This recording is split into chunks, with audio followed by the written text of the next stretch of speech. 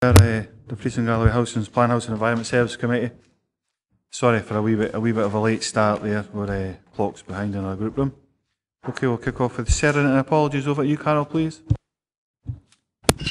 Thank you, Chairman. I confirm the meeting is quorate. I haven't received any apologies, but not present at the start of your meeting, Councillor Collins, Councillor Dempster, the leader, and Councillor Nicholson. Is he still in New York?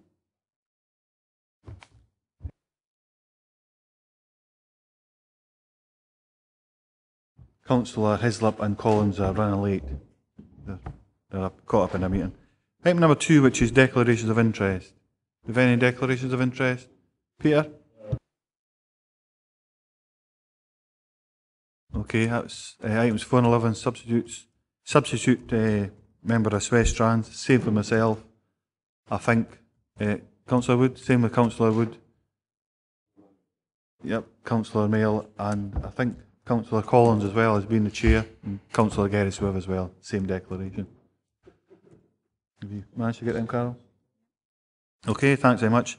We'll move on to item number 3, which is the Revenue Budget Monitoring Report for 2012-13 for the period ended 30th September 2012. Over to you, Mr Speedy. Chair, nothing much to add to the report. It gives us our estimated position at the end of the year based on figures up until September. Thank you. Okay, thanks very much for that. Any members got any questions regarding the report? Councillor Smith, then Lever. I mean, I'm assuming that obviously when we're setting budgets for next year, we're going to have to reassess the figures that we put in for income from building warrants and plan application fees, just in light of the current environment. And I know that obviously there's consultation on increasing the fees, but it does look as if we're obviously overestimating quite significantly what we get from that. So I presume that's just going to be adjusted when we set the budget for next year. Thank you, Chair. Yes, we'll monitor this very closely to see what's going to happen towards the end of the year, and we'll discuss with our finance colleagues any adjustment that's required. Councillor Lever. Well, my question was on the same basis. I see that the Scottish Government has carried out a consultation. When's the results of that consultation likely to be known? Thank you, Chair. I'm unable to advise you of that at this minute, but I will find that out and get back to members. Okay, members. I know this is a... Carol, go on, sorry.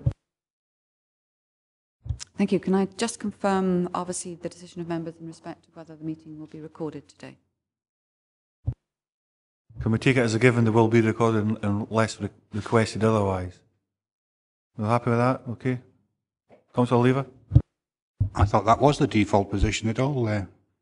Meetings would be recorded, unless I totally misunderstood what we've been talking about for the last 5 years. I think just from my point of view is because we've now got to say that it may be recorded, but I'll take it as a given that they would be recorded.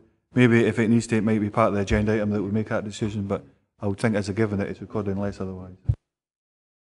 Yeah, if I could just confirm, obviously you have a very sad last reserve governance officer.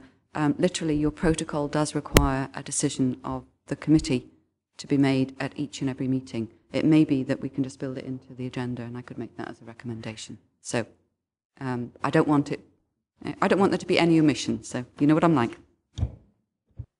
Okay, thanks for that. We'll pick that up under the minute then that we did actually agree, and we can maybe pick it up under as a matter of process from here on in.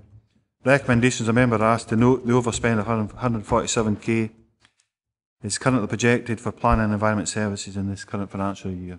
Look to be addressed as future. Agree recommendations? Thanks very much for that. We'll move on to item number 4, which is Capital Expenditure Programme 2012-13 Finance Progress Report. Do we have anything to add to the report? Nothing further to add, Chair. Thank you. Okay, thanks for that. Do we have any members? Councillor Gerris, you're first. That's a question, Chairman, if I may. It's in paragraph, the last sentence of paragraph 3.2.3.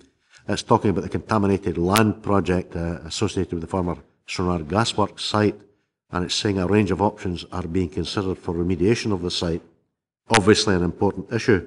My question, sir, is that when will these options be presented for consideration? Thank you. I'll just respond. Thank you, Chair. The contaminated land, the assessment of the sites that form part of the waterfront development area, further testing and modelling work in relation to the coastal processes and the influence of the kind of the tide in the harbour is taking place. My understanding is it's towards the end of this financial year that we'll be in a position to report back on the detail that we've asked the consultants to look at in terms of the further modelling work on the options that have been previously discussed at this committee. Thanks very much, sir. You know, given that this is an integral part of the development of Stranraer waterfront, it's absolutely essential. In fact, you know, I think it should be appreciated that time is of the essence, and it's essential that these remediation proposals are brought back here at the first possible opportunity. Picked up on that, Councillor Smith.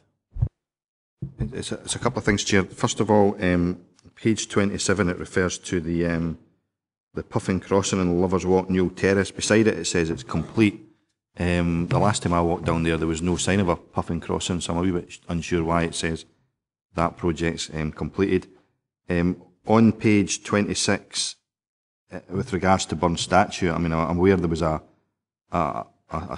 apparent consultation took place last week. I say apparent because as a local member I didn't get notified of it, but I did see a sign on a lamppost at Burn Statue saying there was a 2-day consultation.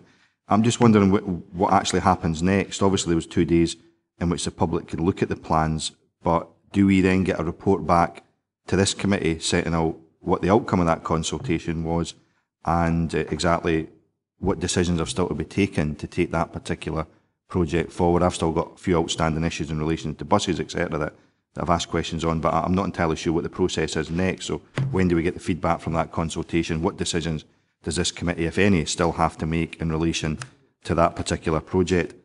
In terms of the dot park, we always seem to kind of put in these reports what the target dates are, but we tend not to actually update what the actual new dates are. So, for example, it says the dot park start on site April 2012. Now, obviously, it's now November and we haven't started on site. I just wonder whether or not in the progress we should actually update those particular dates, because I'm not entirely sure when we're likely to start on site for that particular project. And so the report doesn't really tell me when we're going to start on site and when the new date is for the completion of those works. Yep, just on the first point, if I could offer some clarity on the reference to the Lovers Walk Newell Terrace, I think that's probably been carried forward from the previous proposal to look at the crossing at that location. In effect, the reference there should be the Newell Terrace, Lorburn Street, in terms of the completion of the crossing at that location.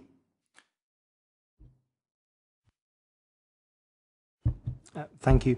In relation to Dock Park, there were a number of outstanding issues with Heritage Lottery, one of the main grant funders, but we've now completed that. Planning consent's been granted, and so we anticipate that will start on site in January. But I'm happy to bring forward a briefing for members on the detailed programme of that works now, of the works for that. In relation to the work at Burns Square, I'm happy to also bring something back to members on issues raised at the consultation, but we'd anticipate that project being on site in January to enable us to carry out the works at a quieter time in the town centre before the summer period and after the Christmas period. But happy to bring a briefing back from members on the timescale for that.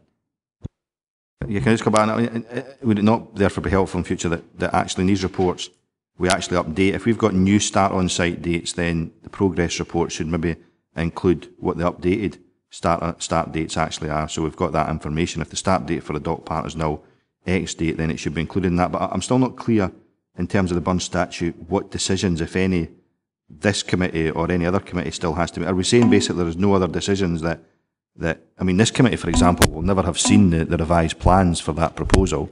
In fact, this Dale Area Committee will never have seen the revised plans. So unless you either turned up at a town centre forum several months ago or you actually went to the public consultation meeting, nobody will actually have seen what's being proposed for Burn Statue. So are we actually saying there are no further decisions to be made on that particular project? It's simply been agreed and that'll just get taken forward and there's no more decisions to be made. Very happy to bring back a report on the detail if required for members to scrutinise that in January. To be fair, I'm asking if it is required. I'm not entirely. I mean, we have a consultation.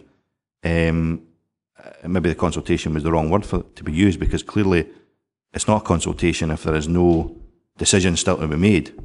So I'm not entirely sure. Are we actually saying this committee's got no? I mean, I'm just asking for clarification. This committee got no remit now for that project. That it's now been effectively handed to officers, and the design work and the layout and all that sort of thing is entirely a delegated matter to officers now. Is that what we're actually saying? I'm just seeking clarification because I'm not entirely sure where we actually are with the project. Ewan, that's for you to answer. Well, that's certainly my understanding of how we were progressing the project. Okay.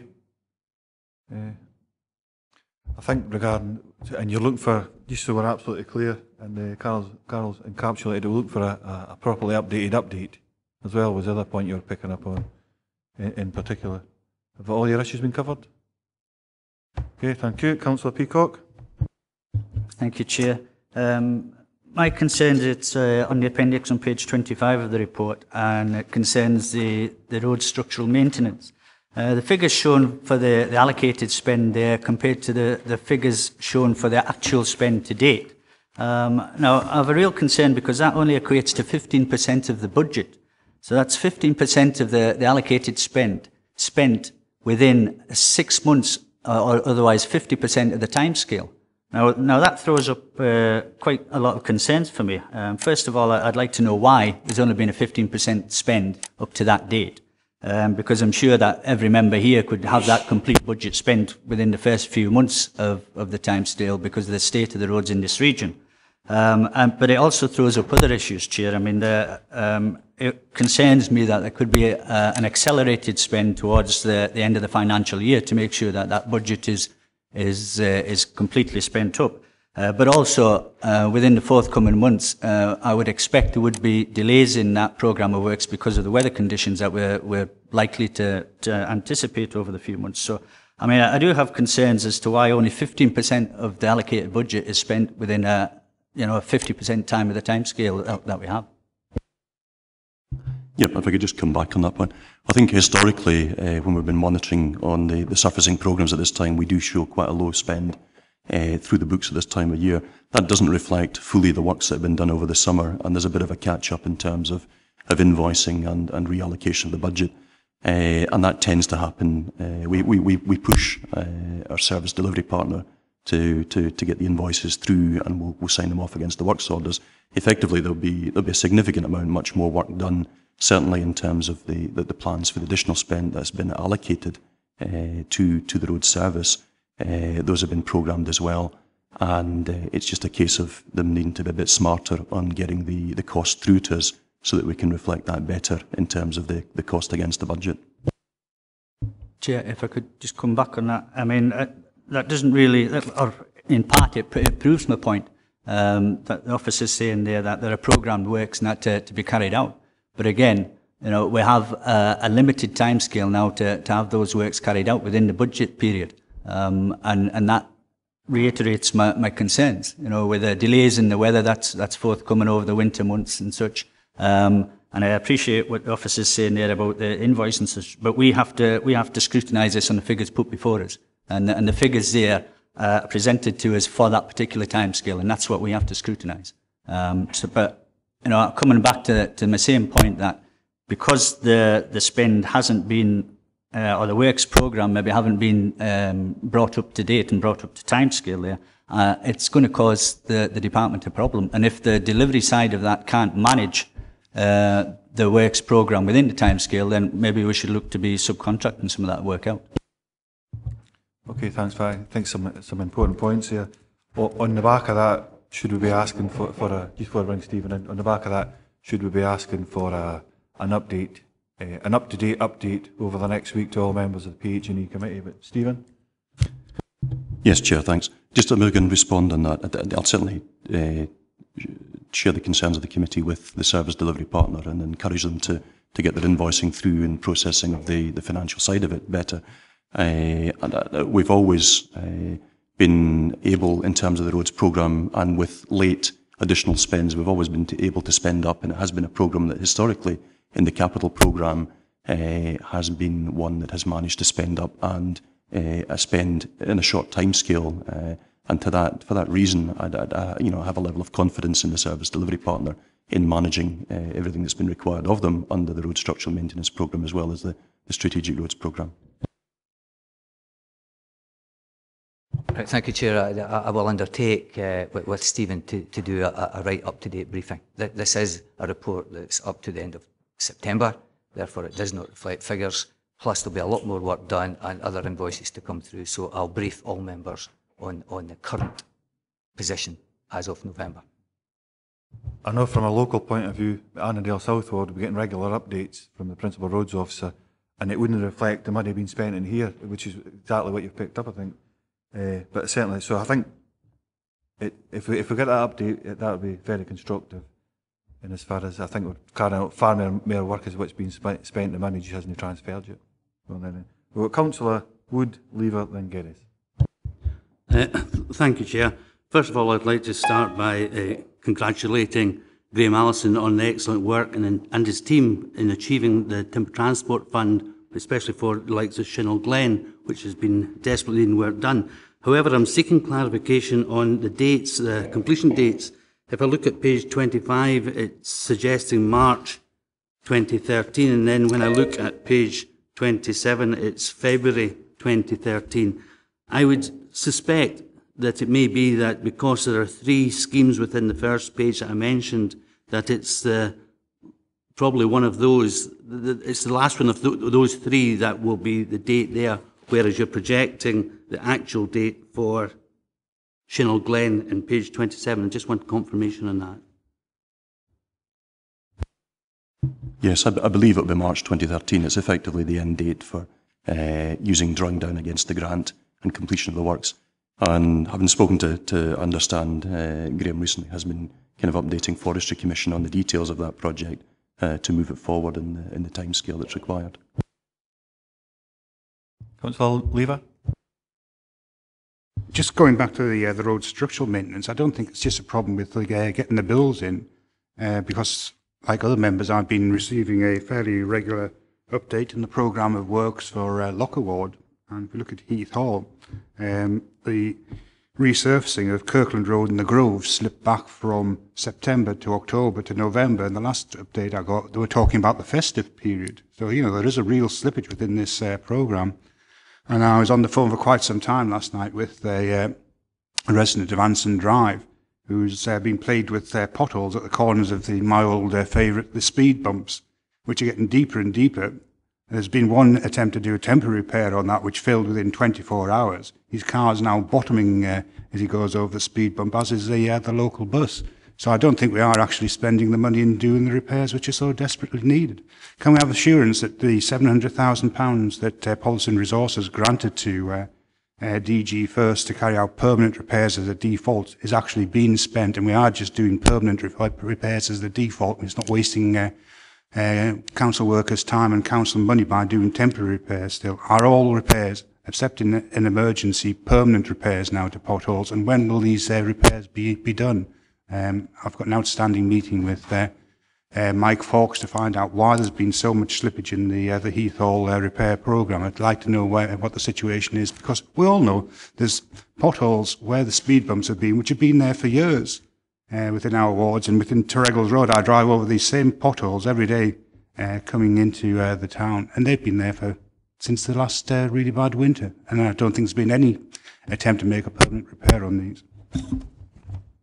Yes, as we pull down details in terms of the progress this year against these programmes that have been highlighted by members, we'll put in the dates in terms of the anticipated start on site as well.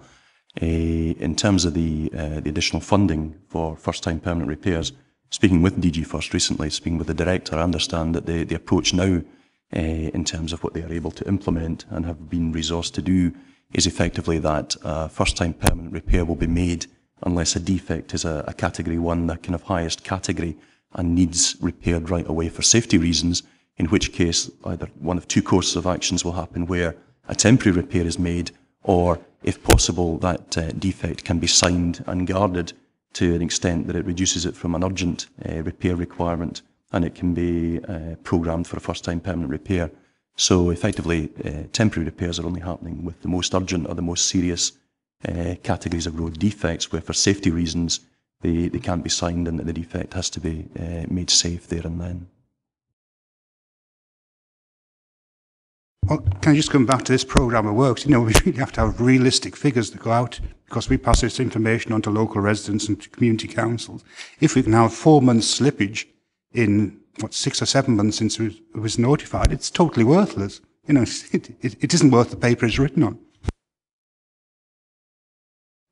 Councillor Geddes. So in other words, on the back of what Mr Herriot has said, is that approximately 7 months later we're eventually there. You remember that we took the decision, you know, outlawing patch and whack, as it were, and patch and roll at the April meeting of this committee. Better late than never, I suppose, Chairman. I'd like to go back to the points that Craig made. I think they're well made and eloquently put.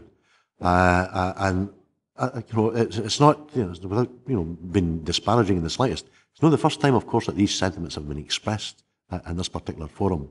And again, in a follow-up to that, I think the argument is that, you know, we should be better, you know, better at pre-planning and hit the ground running as early as we can in particular financial years to ensure, in fact, that the work is spread much more evenly than appears invariably to be the case. Because as Sherry's concerns, all you need is a period of inclement weather, and you know you're well off the beam with your proposals. What I would like to suggest as well, Chairman, is that we're dealing with this in something of a vacuum. This is the commissioning side.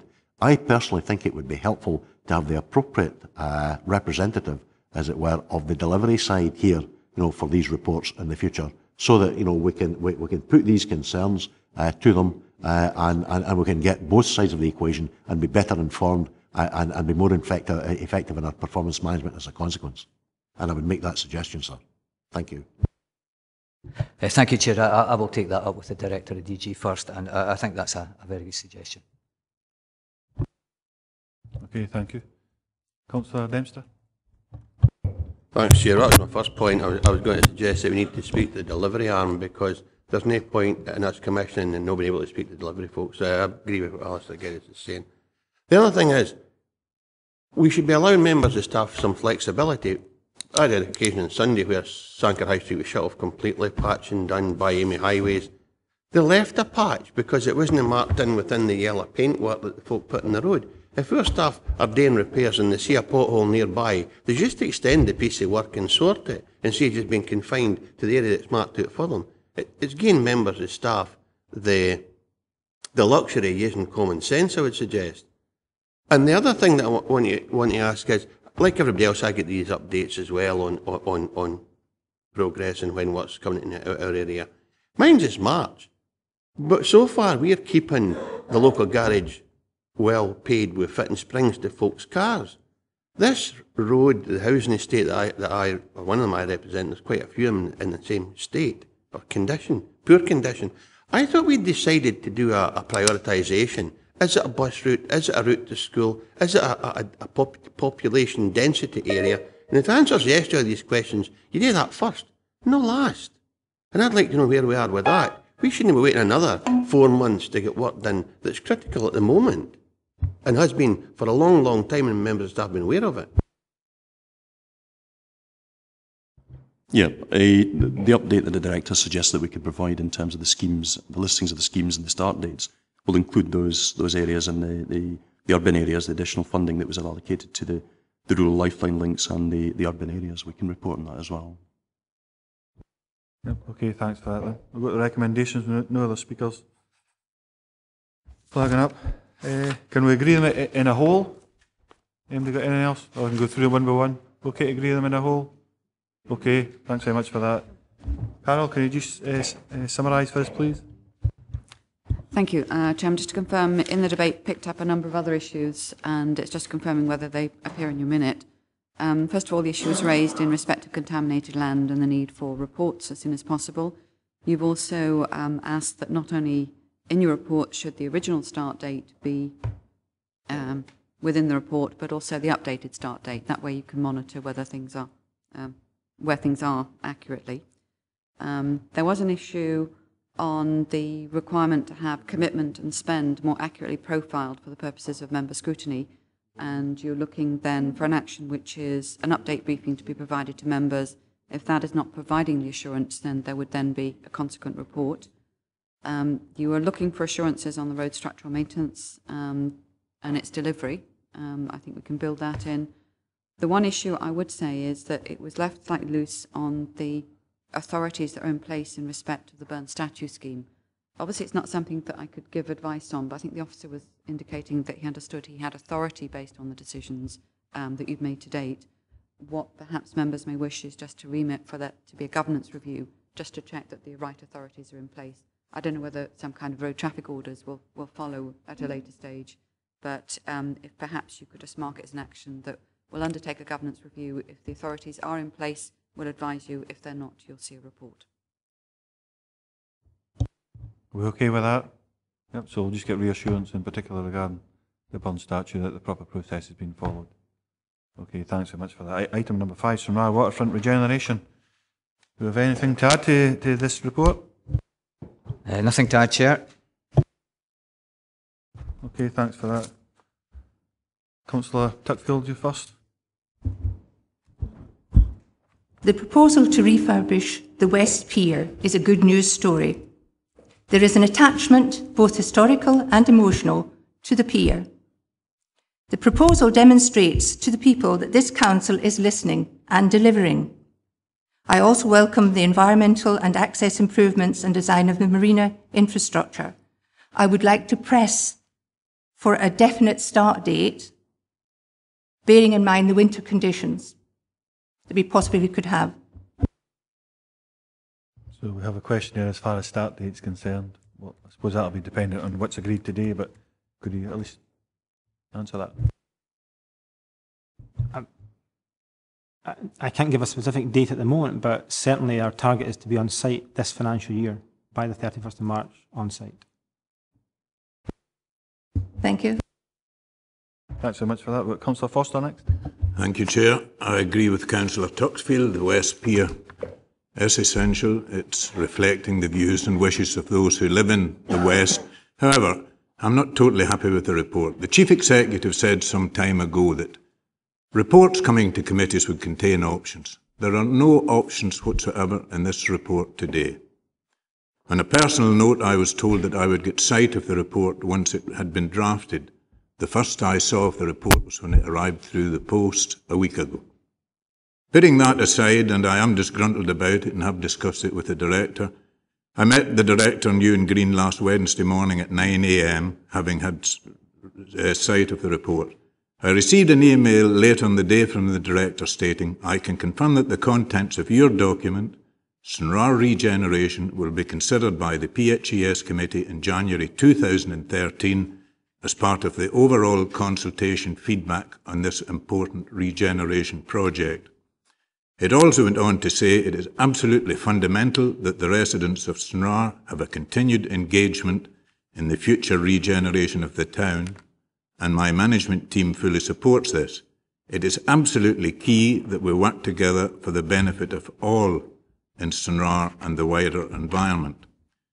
The Stranraer Regeneration document referred to above was formulated following a public meeting attended by over 300 people, with many more being canvassed for their views by email. It does not contain the wishes of some narrow-based focus group or the opinions of consultants. It contains the genuine wishes and aspirations of those who live in the west of the region. In 3.1 of the report before us, it states an intention to develop an attractive seaside town, a high-quality service hub for residents, businesses and visitors. In 4.3 of the report, it states the regeneration of the waterfront and the town will rely heavily on the successful communication and dissemination of accurate information. The report in front of us fails to address both these intentions. It focuses solely on marina development, and I question the accuracy and lack of information on the proposed spend. The editorial in last week's Free Press bore the headline, "Consultants versus Residents." It states the rather iconic statement in the report of the community will be encouraged to submit views and proposals for consideration. For all its faults, that is not what the so-called wish list is. Yet instead we have recommendations backed by a refreshed consultant's report focusing heavily on the marina. If we agree the recommendations in today's report, and this is the dangerous bit, committee, if we agree the recommendations in today's report, not only are we spending all the available 2.4 million on marina projects, we are in effect locking the council into spending a further 4.6 million on marina development. Neither I nor the public in the West are against developing the marina over time and when future capital becomes available. To continually spend in the marina at the expense of other regeneration projects is not what the public want and runs the risk of alienating them against both the marina and the council. Now, we have three options in front of us today as I see it. We can go with the report and agree with the officer's recommendations. We can ask for a continuation of the report because we're spending 2.4 million and the total spend is encapsulated in about 6 lines within the report. Do you as elected members feel you have sufficient information to spend 2.4 million what's in front of us? I don't. Or we can go for the third option, and this would bring in what Councillor Tuckfield said. Let's crack on with the West Pier. Let's delay the rest until January, or if it takes February or March, so be it, until we get a report in front of us that encapsulates not only the wishes of officers and consultants, but encapsulates the wishes and the aspirations of those in the West. Simple choice today, batter on with the recommendations, alienate the West. I am minded to go with the third option where we crack on with the West Pier and bring a future report, but I'll hear what other members have to say on the subject. Thanks for that, Councillor Foster. I think that's the approach we'll take. We'll hear questions and issues that each member has in turn. Then as we go to the recommendations, we'll pick up on your valid points. Councillor Geddes.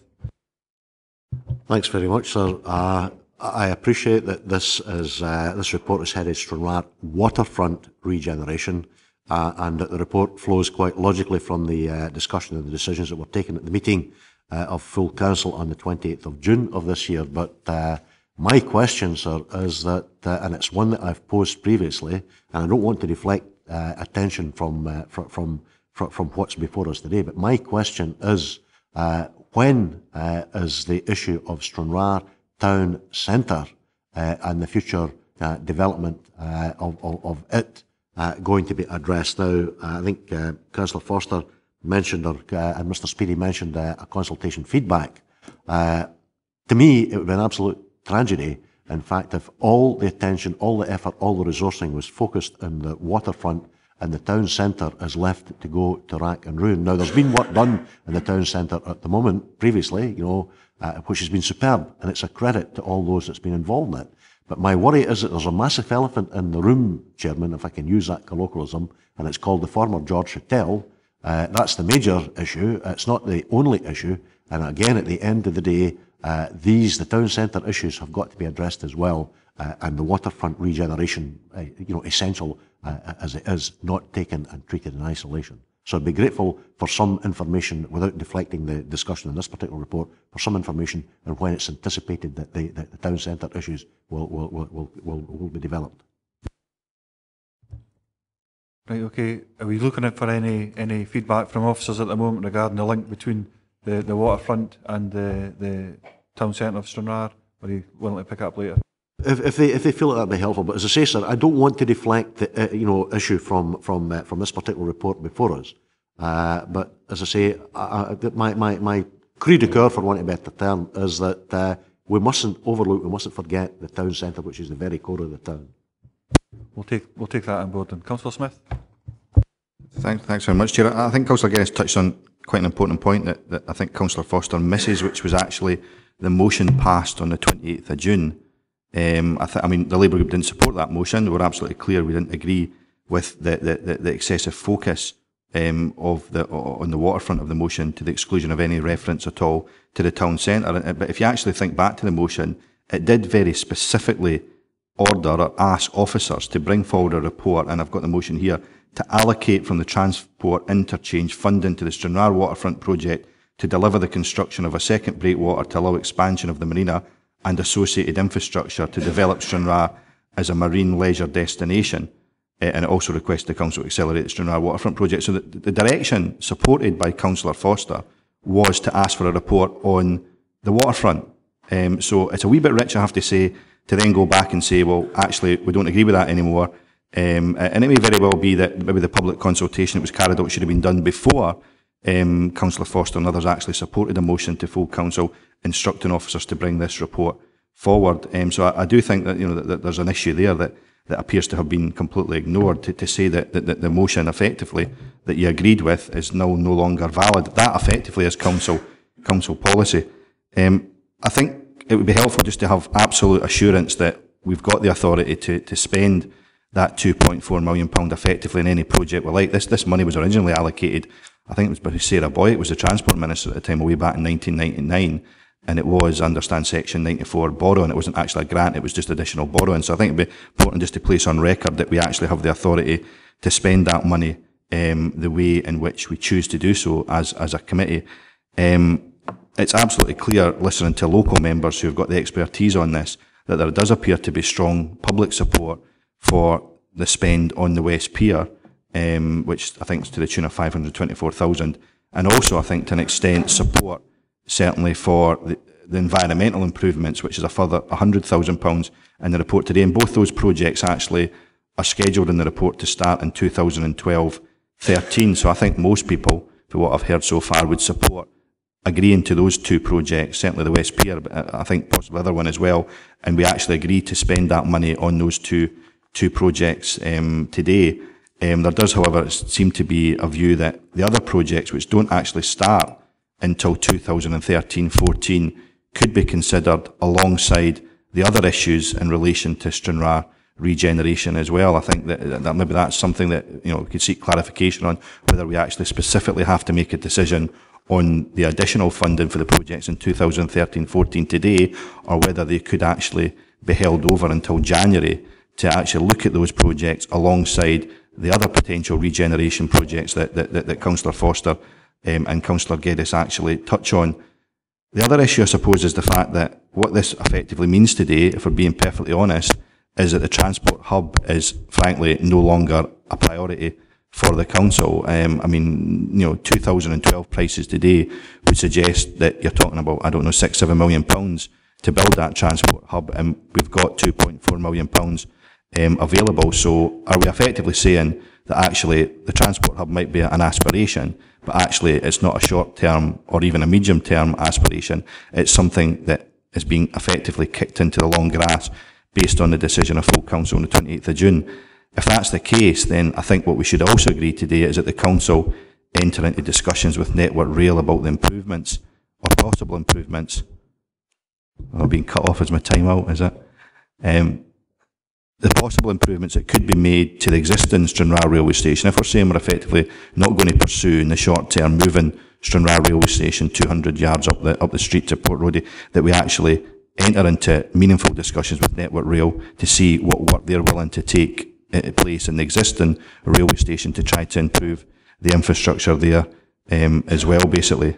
The Labour Group's discussed this in quite a lot of detail, particularly with the local council of the area, Marion, and we've got an alternative motion that I'm quite happy to put forward, but I'm happy to listen to other contributions before we put that forward.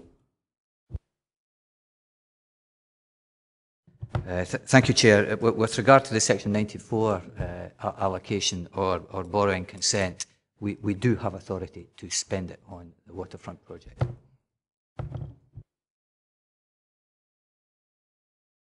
Councillor McClung, you're next. Yeah, thank you. I've got 2 or 3 questions. It was mentioned regarding the motion that was passed at the council meeting. Is what is proposed in the report, does it fall within the motion? I.e., can we do what we are being asked to do within the motion?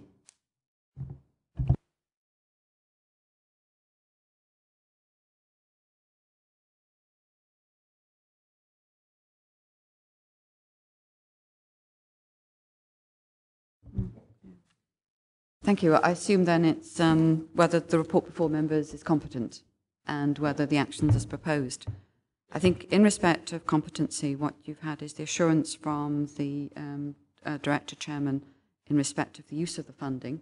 I'm not quite sure about the timescales, so whether or not any delay in the use of the funding creates a problem, or whether the funding. So, all right. So what we have is funding, which supports the report before you. The only issue that you have, obviously, is within the report, and it's quite important that you recognise the terms of this. The motion and then the decision was to allocate from the transport interchange funding to Stranraer Waterfront project to deliver the construction of a second breakwater to allow the expansion of the marina and associated infrastructure to develop Stranraer as a marine leisure destination. In accordance with your standing order, what this report is actually saying is, with the funding that is now available, Chairman, you cannot deliver the second breakwater. Okay, so that's become a given. So, in effect, you're receiving notification that you cannot give full effect to the decision that was made on the 28th of June. So you've received that notification. However, what it does then provide you with is funding that you can commit to the waterfront development. It gives you a range of schemes and projects that then meet the criteria to develop Stranraer as a marine leisure destination, and it allows projects that can be delivered and meet those goals. So on that basis, provided there's an understanding that part of the decision cannot be given effect because there's not sufficient money for second breakwater, you have funding that can be used, and because the 6-month rule must be used in respect of the marine leisure destination requirements. Yeah, thanks. I think what I took out of that was the answer would be yes. We can actually use the report as competent, and we could, if we so decided, to go with what was actually in the report. However, I've got a couple other questions. The proposal for the slipway, it is quite a lot of money. There is not enough detail, as far as I'm concerned, as regarding what we're going to be getting for that amount of money. And also, it mentions the public input or public consultation. When is that due to finish?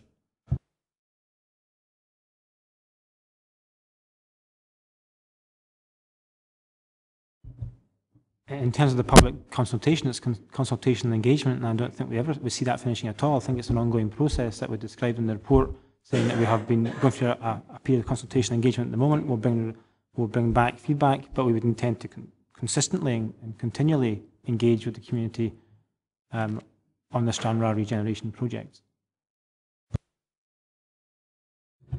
Yeah, thanks. Coming from the Stranraer area, and I'm quite well aware that the public in Stranraer want the West Pier refurbished and would like it done yesterday. So I have absolutely no problem supporting the spend on the West Pier.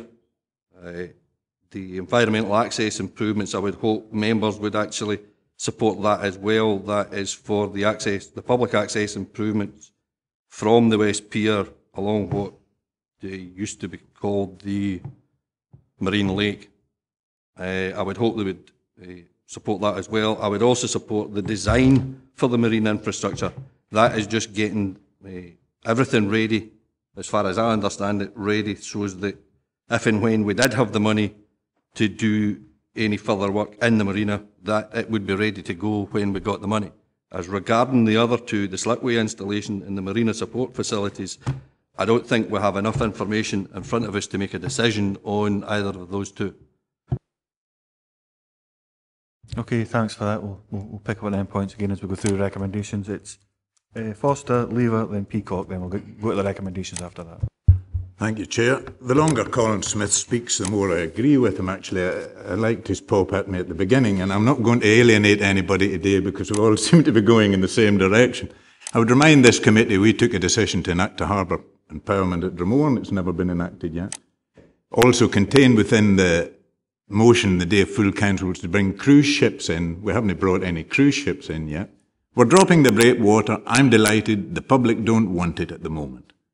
If the reason we're dropping it is because of lack of finance, so be it. Now, Colin mentioned the transport hub. my understanding is, and Mr. Sayers is here today, initially this 2.6 million was for a large, vast, expensive concrete, all singing and dancing transport hub that does not fit in with the master plan now.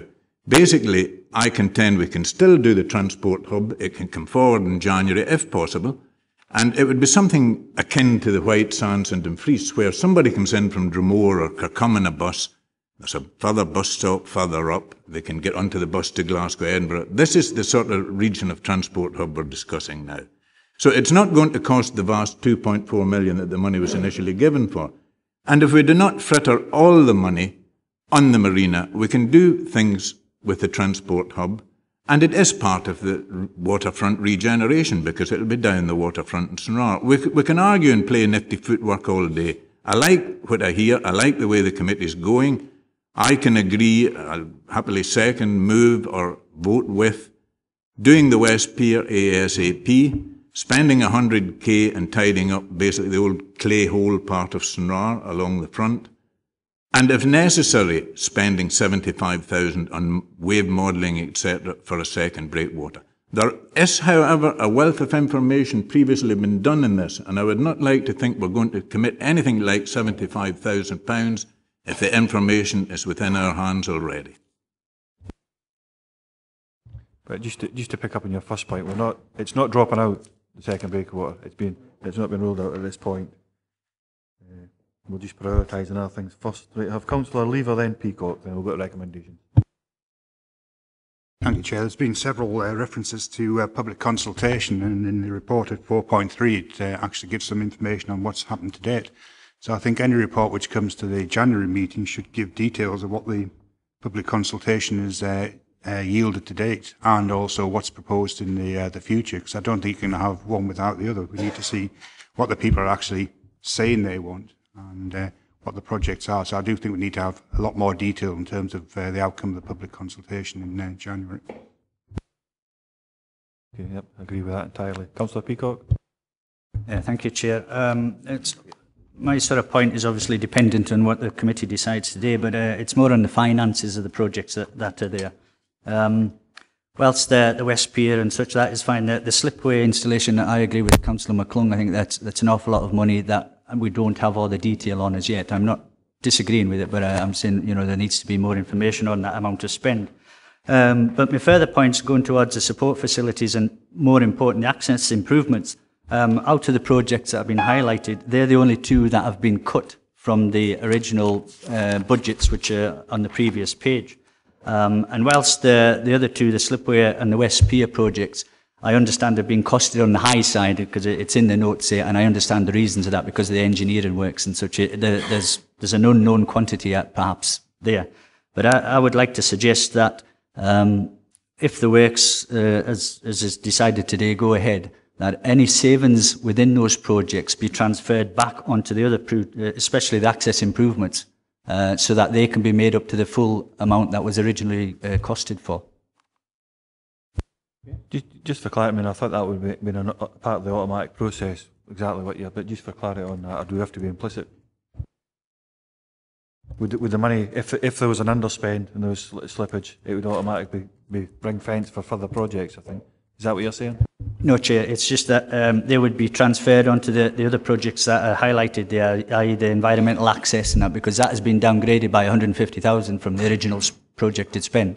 So if there was savings on the other projects, that could be put into that to bring it up to what was originally costed. Councillor Geddes? I'm very grateful to you, sir, for your leave. It's just I'm surprised that no one else has raised it. I didn't raise it, when you first allowed me to speak. This is at the top of page 36. Profoundly disappointing, Chairman, that the application for EU grant support from the Interreg programme to augment the funding wasn't successful. And as a consequence of that, obviously, the projects have had to be prioritised to meet the available resources. Can we make efforts to find out exactly why that was the case, and more importantly, to see whether or not we can have the situation readdressed? Absolutely. you looking for an update in future report? Are you looking for some information now? Or? If there is meaningful information now, sir, I think it would be helpful to hear it. But more importantly, as I say, I would like some form of update, depending on the answer, obviously, in a future report. It's profoundly disappointing. It's put us into difficulties which some of us at least never envisaged would occur. And it would be helpful to know why, and more importantly, what can we do to address this or readdress it? We await the formal feedback from the grant body, and once that's available, happy to make that available to members to see that.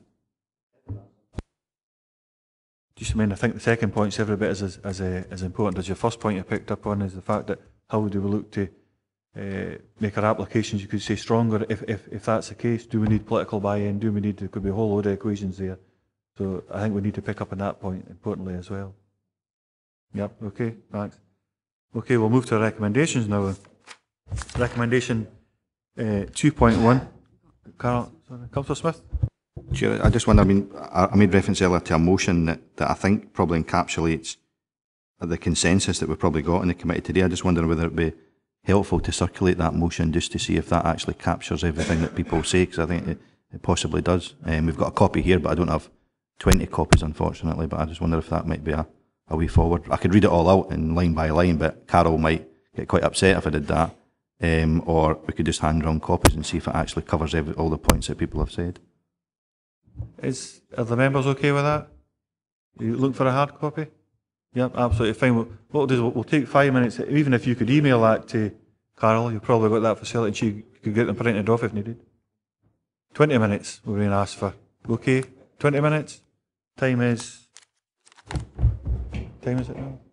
It's 25 past 11. 25 past 11. If we can be back for 11:45, please. Thank you.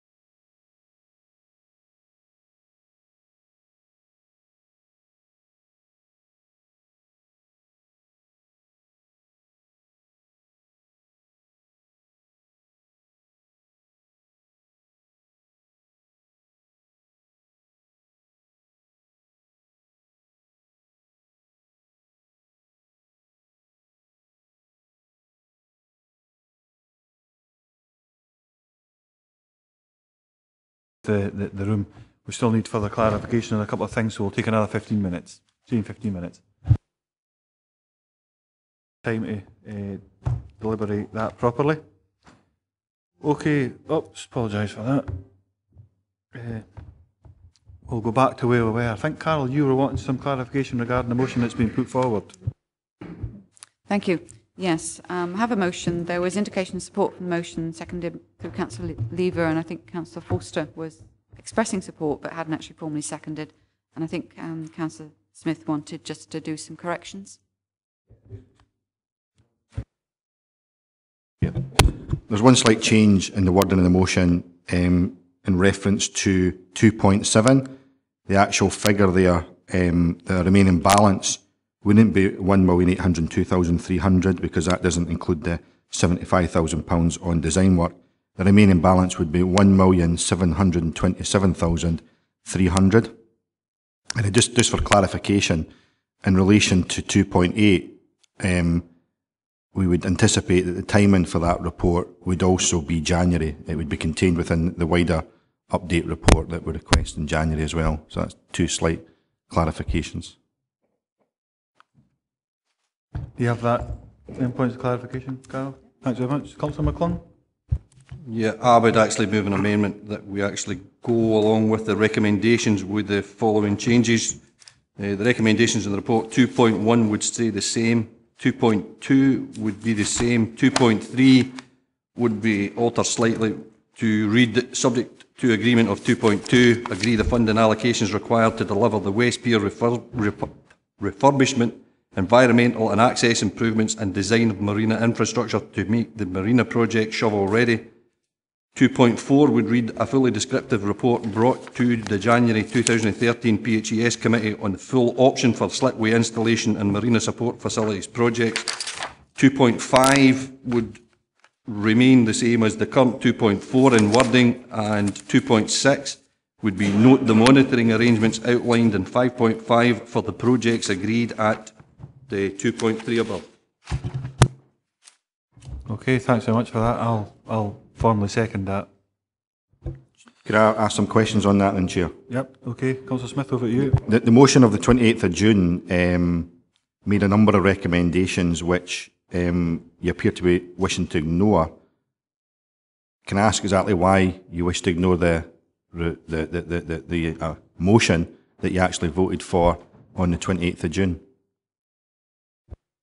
You'd have to be explicit about that.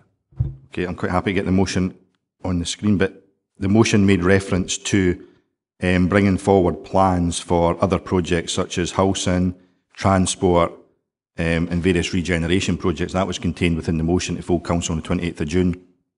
And obviously you're now not wishing to implement that.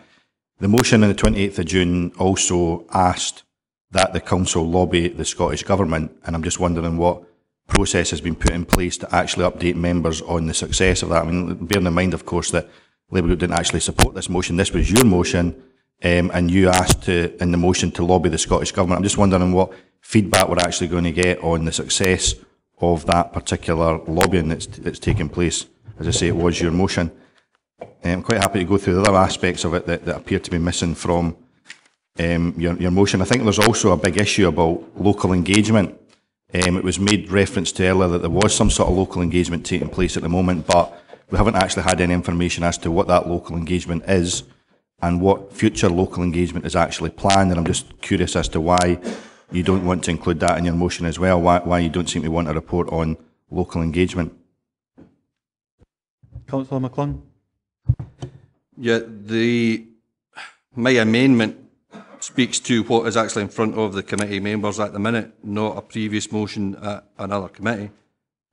As regarding the public consultation, that I would fully expect to be included in the January 2013 PHE committee on the full options for the marina installation and the marina support facilities project.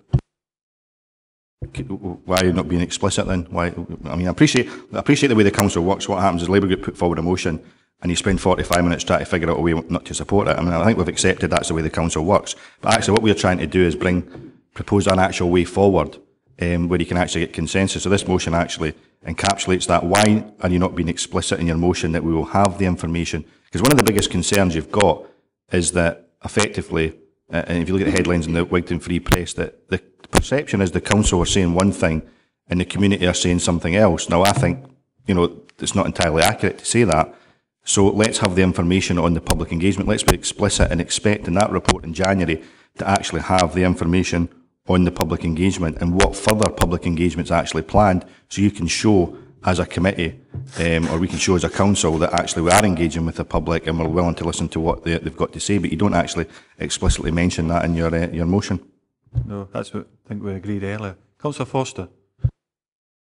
Thank you, Chair. I'm between a rock and a hard place here. Firstly, let me say I have no problems with the motion Labour put forward with the exception of one or two clarifications. 2.3, up to 75,000 and further design of marina infrastructure. I would just like to add in as a belt and braces thing, if necessary, because I'm of the opinion there may already be reports there that could do that. 2.5 of theirs, they go on about agree to receive a further report in January of the regeneration of Stranraer setting out community engagement. For clarification, I would like that to include the Stranraer regeneration paper that was submitted by Councillor Scobie and I. I'm unsure whether this 2.5 agrees to that. So I could get clarification on that from the mover of the motion.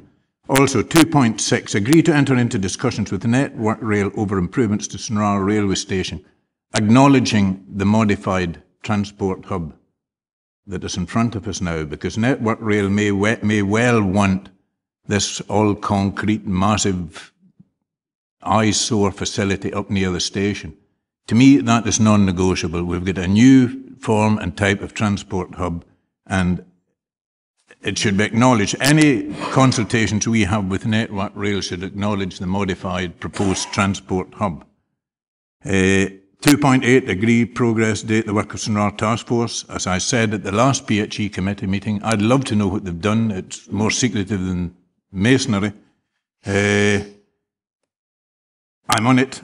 I have not attended a meeting yet, and I reserved my position when I did go on to it. So any information we can bring forward of what they've done to date is good. 2.8, more lobbying. Personally, I have been lobbying our MSP, Aileen MacLeod, for more money. We constantly say we're going to lobby. I believe we'll have done nothing since the last full council where it was agreed we would lobby. And I'm quite happy with that, but we want more lobbying of the government to see what we can get out of them.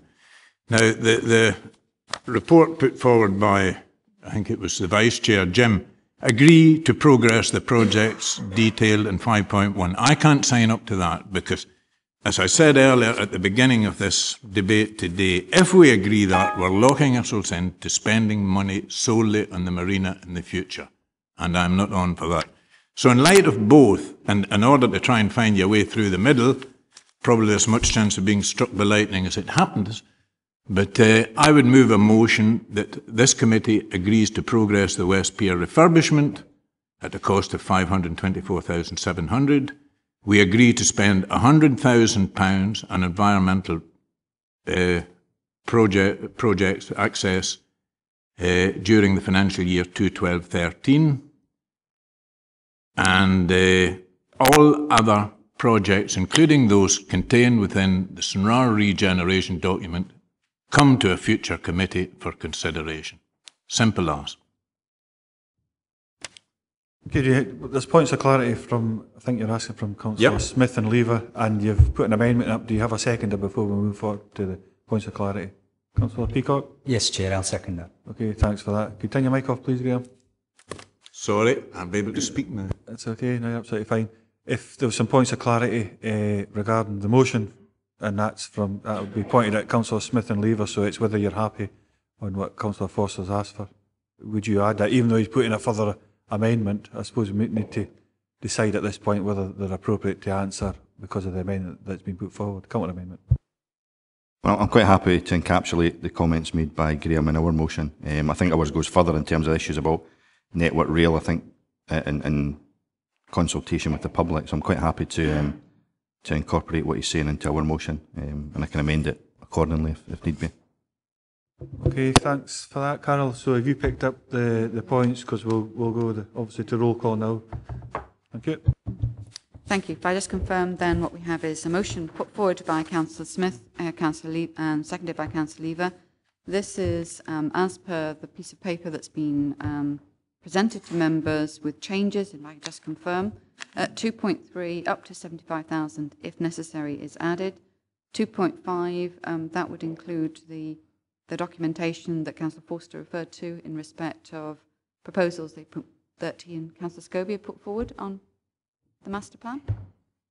I mean, just to be clear, that document, I assume, has been submitted to the council, and the council officers are looking at that document, so presumably that classes as public consultation that the council have taken a copy of that document, so I'm assuming that's read as being part of that. Right. What we then have is at 2.6, it's acknowledging the modified transport hub. 2.7, we've got a revised figure of 1,727 and 300. You're looking for the reports to come back to the next meeting, if possible. So that then would be the motion. The amendment then is the document that has been again tabled, and that has been moved by Councillor McClung, the Vice Chairman, seconded by the Chairman. And we then have a counter amendment which has been put forward by Councillor Forster, seconded by Councillor Peacock, to the effect that this committee agrees to progress the West Pier development at the cost as outlined, plus £100,000 to be committed on access environmental improvements in 2012-13, and all other projects to come forward back to this committee in a future report.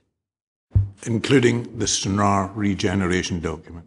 Including the if I could just say, Chair, the reason I put this motion forward, there's not a cigarette paper between any of us here today, in my opinion. I think common sense is going to prevail in this chamber. I put mine forward as a non-political angle and a way forward. Thank you. In accordance with standing orders, then, we'll now be taking the amendment put forward by Councillor McClung, seconded by Councillor Carruthers, against the counter-amendment put forward by Councillor Forster, seconded by Councillor Peacock. Chairman. Amendment. Vice Chairman. Amendment. Councillor Carson. Amendment. Councillor Collins. Amendment. Councillor Dempster. Councillor Diggle. Amendment. Councillor Forster.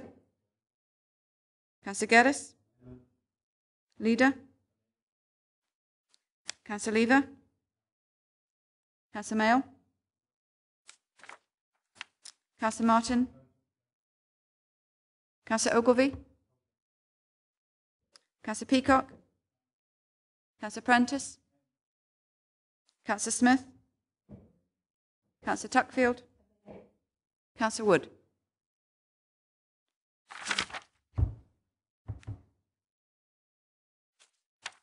The amendment then is carried by 11 votes to 7.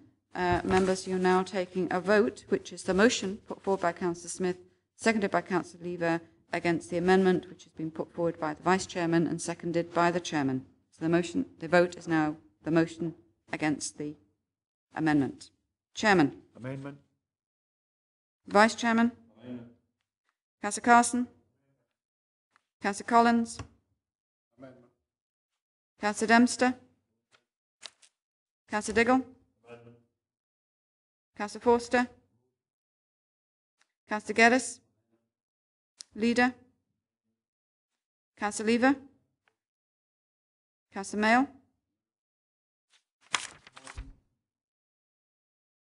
Councillor Martin. Motion. Councillor Ogilvie. Councillor Peacock. Councillor Prentice. Councillor Smith. Councillor Tuckfield. Councillor Wood. On that basis, then, the amendment is carried by 11 votes to 7, there being 18 members present. Thank you, Chairman. Excuse me, thanks so much for that, Carol. Stranraer Waterfront Urban Design Guidance and Master Plan, item number 6. We'll move on to that. Do we have anything to add to this report? Nothing to add at this stage, Chair. Thanks very much for that, Director. From the floor, do we have any questions? Councillor Foster, you're first. Not a question, perhaps surprising, but praise. I think it's a good document. I hope the sooner we can get it adopted, and that way we won't change Stranraer out of all recognition in the future, and if anything, make it more attractive. Hopefully this will create the links between the town centre and the marina. Councillor Smith? I just echo what Councillor Foster saying. I think it's an important document. Obviously, it puts in place clear guidance before you do have any plan applications, where you end up with buildings effectively that are not going to be that attractive. But by setting this design work in place, then obviously that does set a clear message to any planners. The only thing I would say is that I think it all looks quite attractive. The only part I don't think looks particularly attractive is actually building D, which is the new hotel block. I mean, to be perfectly honest, it looks, it's stuck in the middle of the water. It's a big sort of block, and it looks more like Alcatraz than a hotel, to be quite honest with you. I mean, it's not.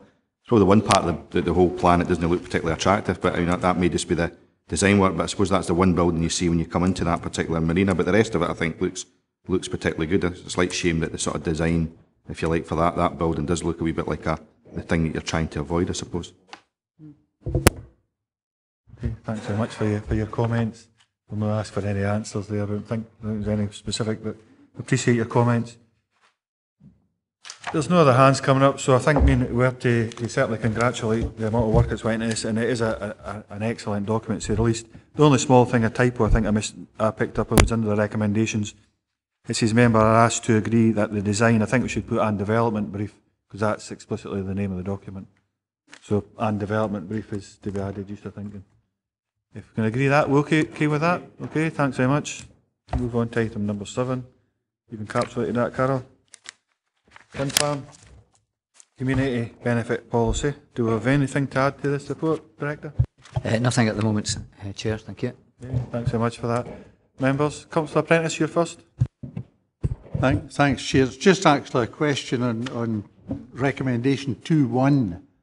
Are we absolutely sure that we're rock solid in our legal aspects regarding this?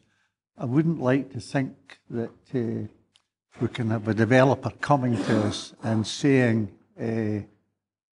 well, we don't want to negotiate with you, we'll negotiate with the local community. Have we taken legal advice on where we are with this? Because I don't want to have to sit through another public inquiry in Rye. I think that's maybe for you, Chris, is it? Or maybe David, one of you? Whoever feels best. Chair, just to confirm that we have sought advice from legal services on this, and they've confirmed that they are satisfied with the recommendations. Okay, George, we've had that reassurance. Councillor Dempster? Chair, that gives me great cause for concern. I maybe shouldn't blame Alistair Geddes, but I think it was Alistair that sat a number of years ago when we talked about putting a new road into a housing estate in Cullen. And that was the very question that Alistair Geddes or some member of that committee asked, are we absolutely certain what we're doing is right here?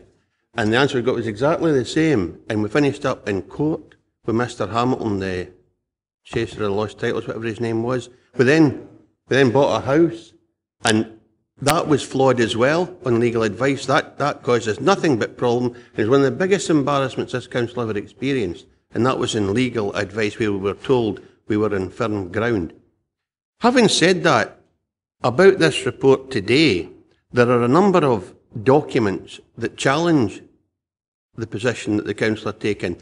One that you should have received, and it's not in the public domain, so although I refer to it, I wouldn't ask you to recognise it. It's from the industry body, if you like, Scottish Renewables, and they're challenging the position on a variety of policy tests, European legislation and material considerations. Not only that, I have a document here that I'm happy to share with members as well. It was a public inquiry on a planning application in Aberdeenshire where the council tried the same approach, and the reporter found against the council and denied them that on the basis of a planning policy, I think it's 27, and Circular 1 2010. So we have a big problem here about the accuracy of the information or advice we're being given, and we have evidence to say that in certain circumstances, powers that be do not agree with the council's positions. I wouldn't want us to agree this today. I'd want to defer this for further information and advice, research the challenges that are being made by the industry group, Scottish Renewables, and report back with our findings before we agree this. I don't think it's right, and I don't want to see us in a position again where we do another U-turn and find ourselves on the front pages of the newspapers because we've made a mess of things. Councillor Prentice? Yeah, Chair, if Councillor Dempster's putting forward a motion to that effect, I'm quite happy to second that.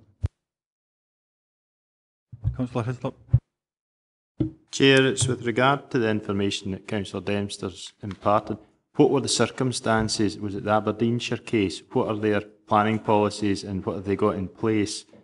And is it different? And therefore, the reporter may have been right in what they did there, whereas if we have the legal assurance that what we've got in place as a policy can be implemented, then we should be actually taking that forward at this time.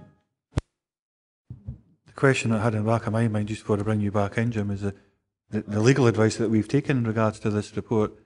If it's a firm legal position, kind of, if we took that advice and it aligns with the report that's in front of us, it's hard to steer away from that, I would say, in to regards to information that you've seen, we haven't seen, and we haven't actually substantiated in a proper form the information that you've come back. So I'd just like to, I know you're waving pieces of paper that in front of me, but I'd just like to come back just to get a reassurance in the legal advice that we've had, and as far as governance is concerned, maybe you need to pick up on this as well, Carol, that what's in front of us is proper and legal. So I'll come to you first, Carol, please. I think the first assurance that members need to look for is that this isn't a report that's been consulted through legal, and them saying no objections to the report, as opposed to a positive legal opinion that this Section 75 agreement can be constructed in those terms. So I think for safety, before you go any further, I think we just need to clarify that this isn't something that's, I wouldn't say slipped through the system, but just gone through consultation, as opposed to a positive action, an affirmative statement from our senior lawyers that this is something that can be constructed and put into a Section 75 agreement.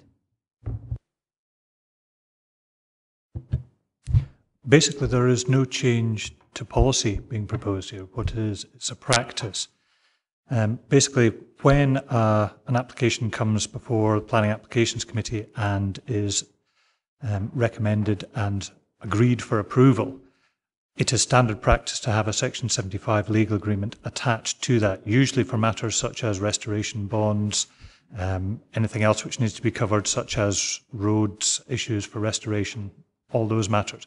This would simply be a case of adding in a requirement for a contribution. Now, I can only refer you to the likes of South Lanarkshire, for example, our neighbouring authority, who have been doing this very successfully and without any legal challenge for some considerable period of time. So I'm aware that many other authorities in Scotland are actually doing this.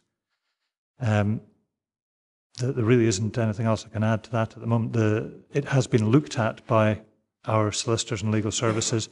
They've correctly advised that basically, as a result of a legal change in the last year or so, it is open to any applicant to apply for a variation or removal of an obligation under Section 75. So that right remains. It wouldn't be a case of a legal challenge to a decision. You cannot force somebody into a legal agreement.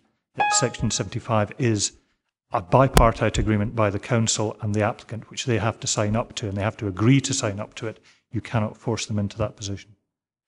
That's exactly my understanding of it, and obviously the policy decision was made, I think, a year past in July. But Councillor McClung is the first time speaker. Yeah, thanks. Being one of the newer councillors here, I would like some clarification. Exactly what power does the Section 75 bestow? Can a Section 75 merely state that you will give £5,000 per megawatt to community benefit? Have we added in the addition that will go to council's community benefit and wind farms policy? And the other part of the question is the actual policy itself. However, I don't think today is the time to be discussing the actual wind farm policy. I think that we seriously need to actually have another relook at that policy. Make comment, Chris?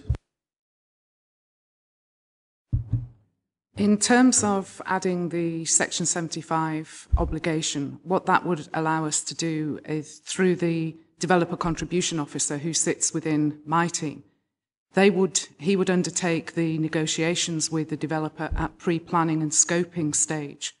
That would then, the negotiations that were agreed with the developer, we would then seek legal services to apply that if the council's planning department and planning committee were minded to actually approve that planning application. At that stage, we would ask for that agreement to be included within the Section 75 obligation. Yes, so just to make sure that I'm understanding it correctly, the Section 75 would mean the council would negotiate, and at the minute the council's position is they want 5,000 per megawatt, and that would become a legal agreement, or legal in inverted commas agreement. We then add on the part where that £5,000 goes to. What I'm trying to get at is the Section 75 stands separately from the actual council's community benefits. I think it sounds like, is it regarding the 50-50 split in the policy decision that was made you're emphasising on? Well, there's actually 3 options on the policy, only one of which is a 50-50 split. There's actually 3 options that are open to communities that are there. But as I say, what I'm trying to get at is, can we put a section 75 on saying that developers will pay £5,000 per megawatt, and then that becomes a legal requirement, and then what happens after that is between the council, the communities affected, etc., etc.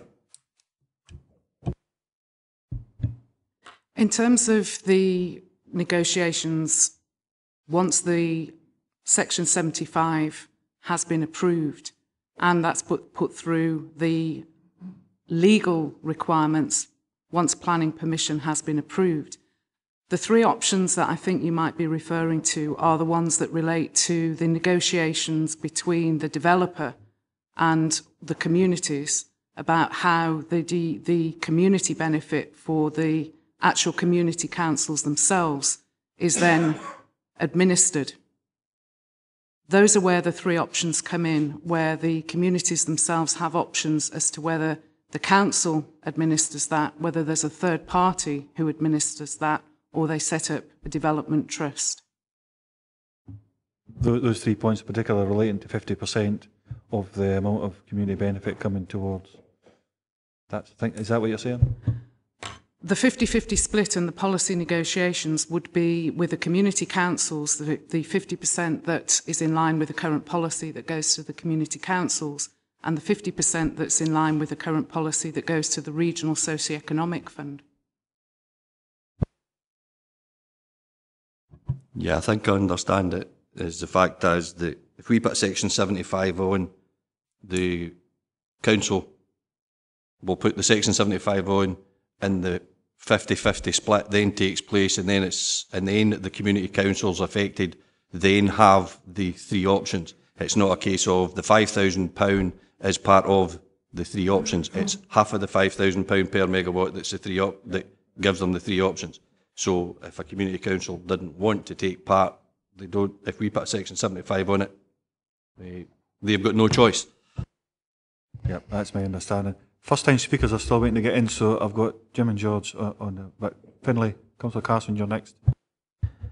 Thank you, Chair. I think this is very important. I think we're playing catch up with wind farm community benefit in Dumfries and Galloway, and it really is very important to the development of Dumfries and Galloway. With regards to the recommendations, I'm not happy with the community benefits wind farm policy at the moment.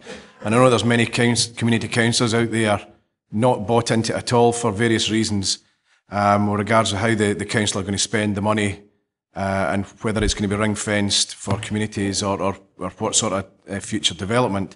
I would suggest that we consider actually taking out the last bit with the council community benefit from wind farm policy in there, and add a third recommendation that we review the policy to make sure that everybody's clear where the council would be spending the money, what they can spend the money on, and how it would be distributed. Thanks for that, Councillor Carson. I can understand where you come from for your third recommendation, but I think we need some clarity regarding that. What you're saying is in recommendation 2.1, there's it goes on in the very last sentence, you're looking to remove in accordance with the council's community benefits, from wind farms policy.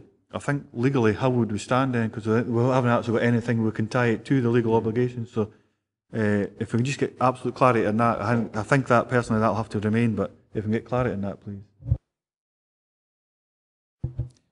Chair, yes, that would be my understanding. Basically, if you don't have that last line there, there is an obligation, but where's it going?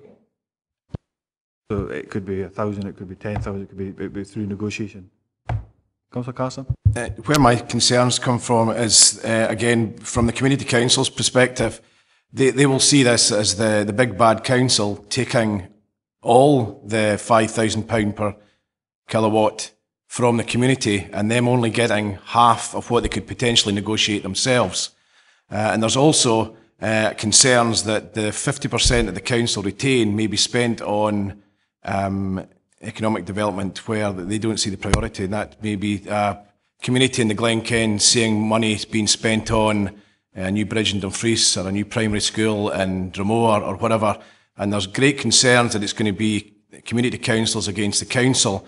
And I think we need to revisit it to make sure that the community councils and the communities that are affected by the wind farms don't see this as the big bad council against them, because there's organisations out there who are successfully negotiating with wind farms, and they feel they're more than capable of distributing the money through their community companies which is better for them. So I think we need to clarify how the council plan to distribute this, the benefit.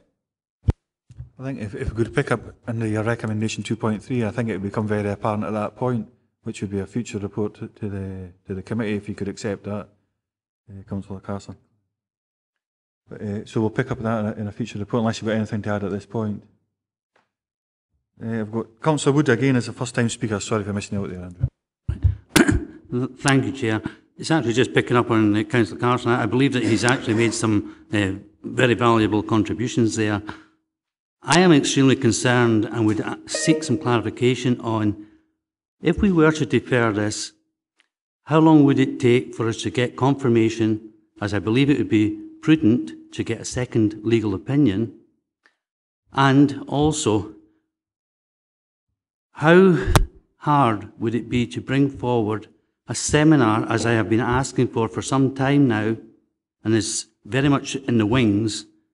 Can that be brought forward to facilitate before we have the paper being brought back?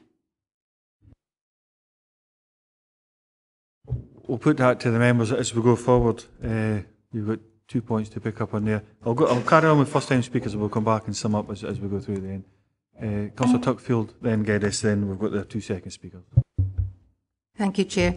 I feel exactly in the opposite direction from my colleague, because I've been a member of a project group for quite some number of years who receives money from the Rins wind farm development and from Artfeld, which was the original, I think, one in my area.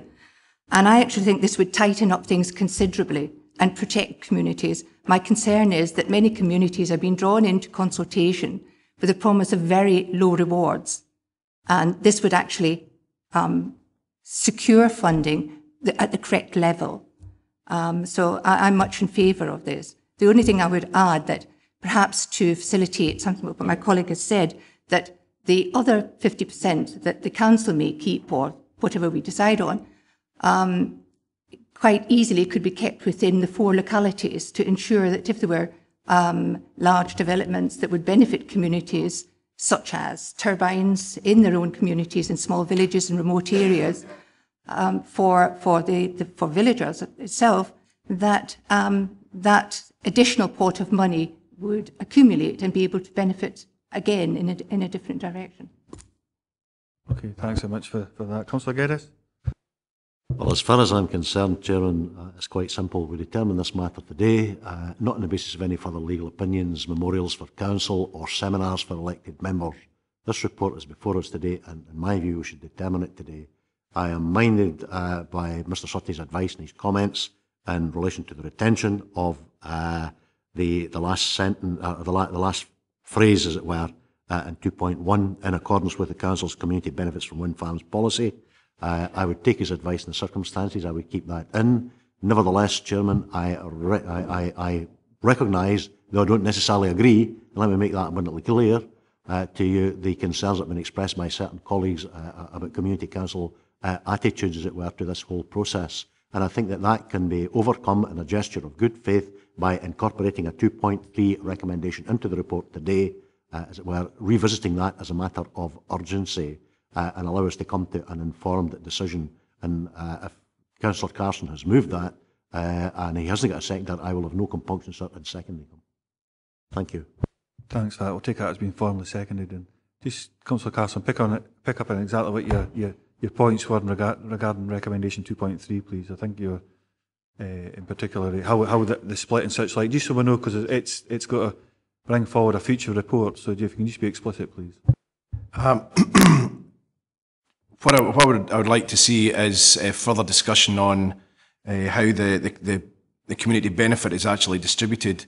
and whether it's ring fence for certain projects within the area that the wind farm is, or whether it's a Dumfries and Galloway wide economic regeneration fund. And I would like that clarified, and also to revisit the 50-50 split and whether that could be reviewed or whatever it is at the moment. I think there's some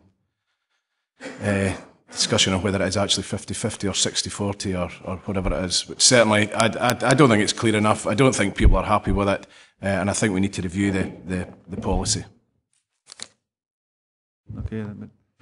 Okay, and as seconder, Councillor Geddes, are you supporting that? You agree with that? Anything to add? Sorry? As seconder of that 2.3, are you happy with that? Subject to the addendum of a 2.3, which essentially, if I understand Councillor Carson correctly, Chairman, is revisiting our community benefits wind farm policy as existing at this moment in time. And I would also suggest, in fact, that that is done as a matter of the utmost urgency. I think, look, as far as we can, January at the very latest March, but ideally January. That committee, yeah, I would agree with that. Okay, Carol, do you want to sum up, please? Thank you. We have, Chairman, a motion which has been put forward by Councillor Dempster, seconded by Councillor Prentice, which is effectively, it's to defer consideration of this report for a further report which will look in more detail and provide for more detail on research on how this has been applied elsewhere in Scotland, but also to have a senior legal opinion. Sorry. Okay, Councillor Dempster and Councillor Prentice are voting in, but they're on it, so if it's a different point of clarity, Councillor Ogilvie, come in. I feel a bit uncomfortable. Here we're agreeing potentially a contract with a developer to pay a sum of money. And we're asking for another recommendation to change that contract. Now, a lot of work's been done by the officers to get us to a point where whether it's legal to do this. We've been assured it is. We're going to make a decision today, but then quickly, if we agree at 2.3, is revisit that. That's going to send out a mixed message to the developers. And I just wondered, it's not tidy at all. And I'd actually thought of that myself earlier, but whatever the policy, if it changes, then I would imagine the legal obligation will have to change accordingly. But if it stays the same, which it might well do, then therefore it'll stay as it is. So, I think the legal obligation, what we're agreeing today is separate from, I can see where your link is good, I didn't think of it myself. But I think implicitly it's actually a separate item. Right, do you want to carry on? Obviously, in respect of the motion then, particularly if the senior legal is going to be a council's opinion, there will be costs. No. Sorry, I'm just still confirming the terms of the motion. I think just being clear. Obviously, if the motion is then carried and we're looking to actually take a senior council's position, there are costs to be incurred. I'll come back to the moving second now, then, which I was going to. So yourself first, Councillor Dempster, then yourself after that, Councillor Prentice. So if you're absolutely clear, you're saying the mover and the second should be identifying where the funds are coming from. If I'm understanding correctly, and you're looking for a senior council's position, then there are costs associated to going to get a senior council. I think what was pointed out here was legal services hasn't been consulted because it doesn't say that on the document here. In which case we need to consult legal services. Or if it does, then I still don't think what we're doing is right. But let me say something else first. If you're looking at the policy, you need to review the whole thing because it's far too simplistic, and I've written to members of staff about that. So you need to look at the whole thing. Can I just clarify, though? According to what we were told in relation to Section 75, and this is a subtlety, we as a council speak to a potential developer. We get them to agree of an amount, and then we put that into a legal document. So therefore, I take it by inference, if they don't agree, then that's fine. They just don't agree, and they go off and do their own thing, and that's still acceptable, and we wouldn't try to punish them as a council, because if you're not doing that, you'll most definitely incur expenses somewhere else, because you'll be taken to court. Somebody will challenge that. I've got it here, that community benefit is no material consideration. It's unclear where Dumfries and Galloway Council derives the legal authority to make community benefit compulsory, therefore holding back a consent until something which is not part of submission and not necessary in its implementation the consent has been included in the Section 75 agreement. That's legal jargon that somebody else in the legal profession has looked up and said, this is what the council is doing and it's wrong, and then I'm explaining to you why it's wrong. That's the letter that went to Ewan Green from Scottish Renewables. That's only part of it. It's a two-page document. I can also read you the judgment on but you don't need to. What I'm telling you is this is flawed. You will find yourself in a pickle anyway. And I'm suggesting that you seek further information, you seek advice, you respond to this from the industry as a collective, and tell us what you've done. And a month's delay will not cause any problem to this council in any way, shape or form. The applications will still come forward. We still have a voluntary agreement. And as an aside, there are red herrings in this report because I attend a number of community councils every month. There have been countless presentations made to these community councils by wind farm developers, and they have never refused to acknowledge the £5,000 per megawatt hour that we have a minimum requirement on, and they all collectively, as individuals obviously, say, we will pay that. There's no an argument about paying the £5,000. That's not what their argument is. So they're not trying to undo or undermine local communities. What they're saying is this particular recommendation is not legal and it's flawed. Now, you please yourself what you do, but I don't want to be party to that. And I have a motion that says we defer it for a month, which is fine if that's all you need to get further information and to respond to the document that is in our possession. And I'm happy to share this one that members of staff can mull over and see if they think that this is right or wrong. This is a reporter deciding on an appeal by a developer, and the developer won. It denied a council in Aberdeenshire the right to do what we're asking to do today. Now, you tell me why a delay will make a difference in a month. Thanks very much for that, but we do want a verbal update earlier that legal advice has been sought. And that's what we got, and it confers, and it stands governance. That was one of the first things we touched on. Councillor Prentice. Yeah, Chair, I can't, I wouldn't like to add much to what Councillor Dempster has said. The only thing I would like to say is that we're in a position here which is maybe slightly different with Section 75. We've actually got communities who are, at this moment in time, in actual fact, E.ON are doing the big hard sell up in Cuspaird this afternoon, if anybody wants to know where the big exhibition on in the hall. So they're there this afternoon for the big sale. Now, they're out to sell a product to the local communities. Whether we agree with it or not, I don't know. All I think Jim and I are saying is make absolutely dead sure what we're doing here, because the developer could actually come back and say, what you're doing is illegal. And I think that's the point Jim's been trying to make, and I would just reiterate that. As they do with many applications, that's often the stance that a developer, or even an applicant, any whether it's a developer or not, will take that stance, and it's something that will be determined in its own minutes. I'll let Councillor Geddes in first, then yourself, Carol. Well, thanks very much, Chairman. Let me make it clear that ultimately the only person who can determine who's right and who's wrong is via a judicial determination. We've taken advice, we've gone through due diligence, we've accepted, we've been given in-house legal advice. The renewables industry presumably have taken legal advice at the end of the day, and they've put forward their views. Ultimately, Chairman, if the matter does go to law, the judicial determination, in fact, is what matters and what counts. The late, great Sheriff Principal Johnson, some of us still remember him as, once famously said in an important case when he was presented with a so-called authoritative code, looked at it and said, aye, these are the views of the mere civil servants. Ultimately, it's the judiciary that will determine who's right or who's wrong if the matter goes to law. Councillor McClung, then I'll bring you in, Carol. Yeah, thanks very much, Chair. I'm looking at 3.1.4, and they mention a specific development that's being brought up. I'm not going to talk about the development. However, I know that the developers are quite willing to come up with 5,000 per megawatt.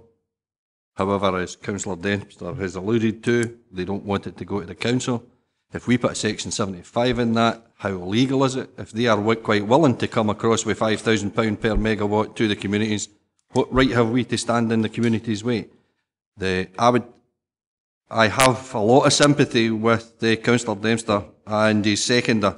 However, I would probably go slightly a different way. I would prefer to see this deferred until we get a review of the community benefit policy. Once we get that sorted out, and we've got members' agreement, I know we've got members' agreement from 2011.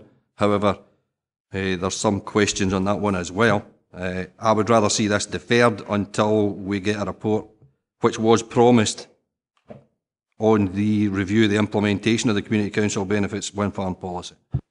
Point of order, Chair. Well, it's no point of order, it's a question with your indulgence.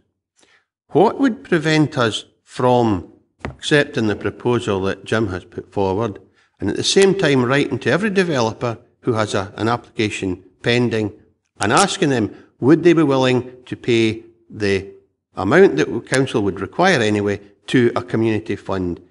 Now, if the answer is aye, it does away with the question to need to put a section 75 on. And I think that's what you'll find. I think these developers are looking to pay the money. Jim, sorry for stopping you there, but this is about, I think it's maybe a wee bit of misunderstanding. My understanding, to be absolutely clear of this is about making a policy that was adopted in July 2011 enforceable. Otherwise, it would have to run to the end of the local development plan process, which is somewhere probably April or May in 2014. Then it would become enforceable. This is about bringing this into line with that. And it's the wording, Mr. City summed it up earlier when he said it's an agreement. The only issue I've got with Section 75 legal agreements is the time that they take to process. If they should be sitting ready, but that's away from this. So I think we're steering round about this and we're going in all directions. Councillor Geddes picked up exactly. Whether it's a Section 75 for housing in the countryside or whether it's a Section 75 for this type of development, that is an agreement that is dealt with through a legal process before we actually get to that stage. But Andrew, can I bring Andrew and then we'll come back, we'll go to the motion amendment. It was just one correction, that the community benefit policy is a council policy, it's not part of the LDP. Just to be... Yep, that was what I was saying. It's a policy that's in place, and what is this? What my interpretation on that is that this, if this is agreed today, depending on the outcome of this decision, this will make that policy enforceable. Point of order, Chair. Members here seem to be of the opinion, most members, that the policy is flawed. They're looking to change it, so there's no point in implementing this. You've already been told that. Members want to change the policy because they regard it as flawed. Yeah, I don't agree with that. I agree that some do. And I'm not going to, but Councillor Geddes, and then we'll go to the roll call. Well, for the record, sir, I certainly don't agree that the existing policy is flawed. I made that clear in my submission when I supported Councillor Carson. I said that, in recognition of the concerns that were being expressed by colleagues, I would go along with his suggestion. I don't think the policy as it stands at the moment is flawed, but as I say, let's go down the route if the amendment wins this vote and revisit it. I'm not saying I agree entirely with the policy. I'm going to go to the roll call here, and that's under recommendation 2.3 that's been proposed. That will be discussed at a different date then a decision will be made at that point. Carol, could we go to the roll call, please? Thank you. First of all, if I confirm then the motion by Councillor Dempster, seconded by Councillor Prentice, and having picked up from the debate, I think, as I understand it, the motion now is to defer for further information and advice and report back to the next meeting. The amendment then put forward by Councillor Carson, seconded by Councillor Geddes, and I just have some queries on this in respect of its competency, is to go with the recommendation. And the third recommendation would then be to allow for further discussion and review on how the community benefit is distributed and revisit the 50-50 split. It's effectively a revisiting of the policy. Now, there are processes associated with revisiting policy. So you either have a report that comes back which would not be then, which would just be, this is what the policy is, and you then go into debate. But to revisit the policy would mean consultations, and there's a whole range of impact assessments. So I need to be clear about exactly what is looking for from the third element of this amendment. Because I don't want to get, it wouldn't mean that you could come and receive a report and change your policy at the next meeting. Policies need to be consulted. There's a whole process. So if I can just be clear about what the outcome is that members are looking for the third element. Councillor Carson, but it was explicitly, my understanding was the mechanism in which the money will be dispersed, whether it be through whatever that form is, socio-economic fund in particular, and then maybe you can elaborate on the fact that I'll let you finish off. All I was suggesting is that we relook at the policy and debate that, and if the feeling of the members is that we need to make any amendments to the policy, that we do that and follow the procedures to allow that to happen. You're not going to restrict that to the 50-50 thing, because there are a number of policy issues that members might want to change it, but the policy per se you'd want to revisit. A policy review is a policy review, so it includes the whole thing, and that's what's been put forward. So, Carol. Thank you, Chairman. We then have a motion which is to effect to defer the report for further information and advice in respect of its terms, particularly in respect of the legal advice. The amendment that I think Councillor Dempster is referring to a document I've not seen and isn't before members. Green has, Chair. It's addressed to Ewan Green. He has it in his possession. It's from Scottish Renewables. There are a number of challenges in it, and I'd want to see that referred to in the response from legal services, or whoever it might be that looks at this document. For clarity, can I confirm that the letter being referred to all members have seen? Yeah. I think if it's going to be entered in, then I'll have to confirm that the officer is entering that communication in, because all members would have to see it to be able to have contribute to the vote. Well, George, I'll take that as being all members haven't seen it, so I would rule that incompetent. The fact that it's no there, you've seen it, Jim, you've got an understanding of it, so we can't accept that as part of the motion. I would suggest that if the senior officer in economic development who's dealing with this hasn't seen it, then he needs to get it because it's been sent to him, and then he needs to send us information related. I'm not asking you to decide on it today. What I'm saying is this has gone to a member of staff. It's a challenge to our policy. We need to see a response to that challenge from a member of staff. We need to see a reply to give us comfort in what we're deciding maybe at a later date. Chairman, I'd advise for safety that if the motion remains defer for further research and information and advice, there can be an operational action, which is if the member would share the letter with me, we can then look at whether or not the considerations of that need to be taken into account in the further report, but not include it in the motion because it would impact on people being able to vote. Councillor Prentice, then Smith.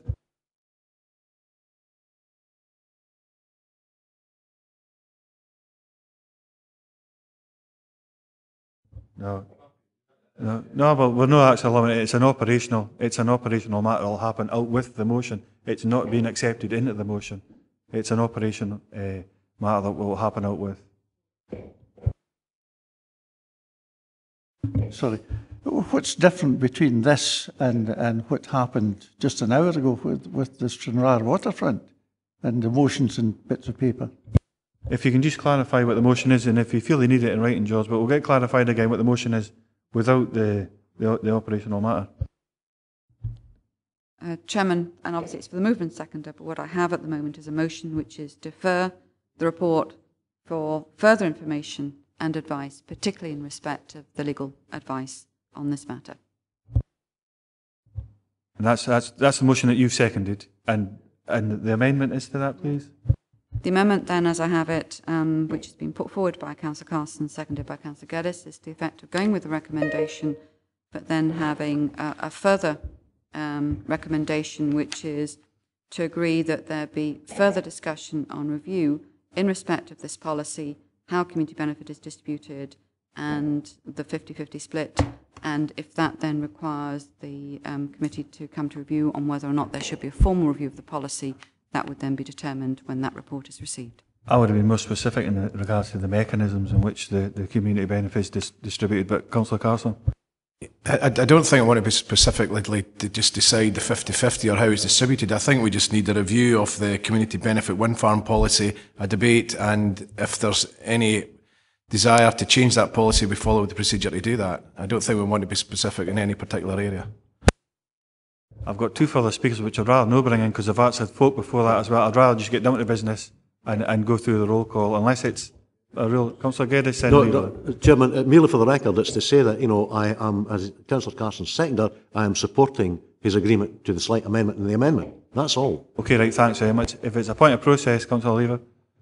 I want to move a counter amendment that we agree with the recommendations. Do you have a seconder, Smith? Chairman, in the interest of transparency, can we share this with all members? I can have it copied and it be shared. No, we'll not allow that. Not for to be today. tabled. It's No, you can send an email out if you okay, want to right, forward the that's all email good. on. It's up to you. It's an operational matter for yourself.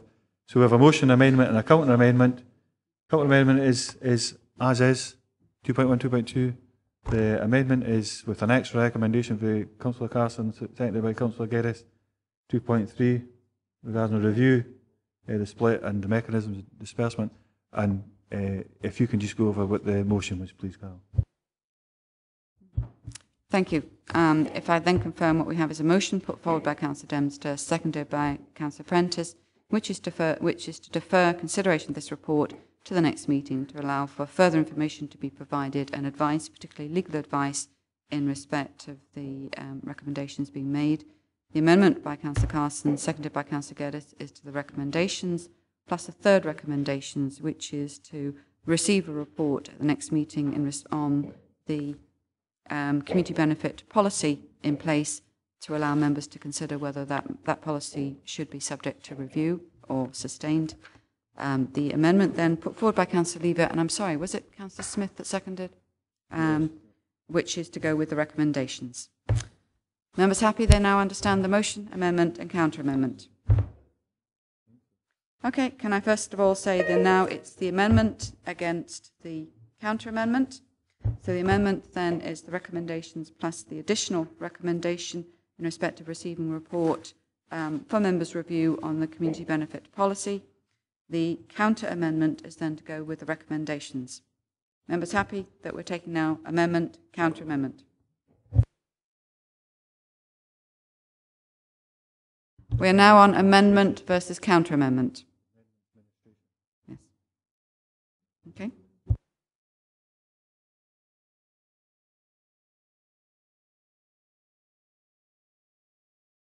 Which will look at the community benefit policy.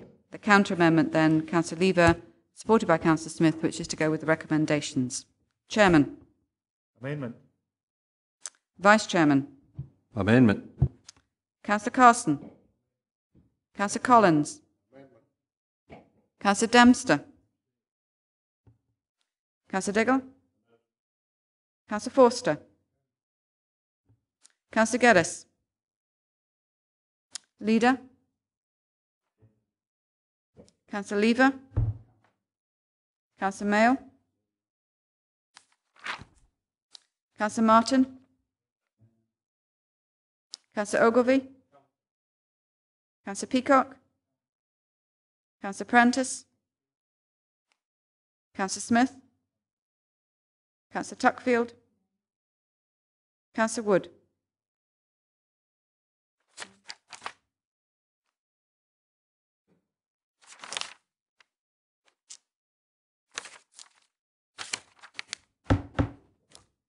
We have then the amendment carried against the counter amendment with 9 votes to 6 with 3 abstentions, there being 18 members present. The vote is now the motion, which is to defer against the amendment. Chairman.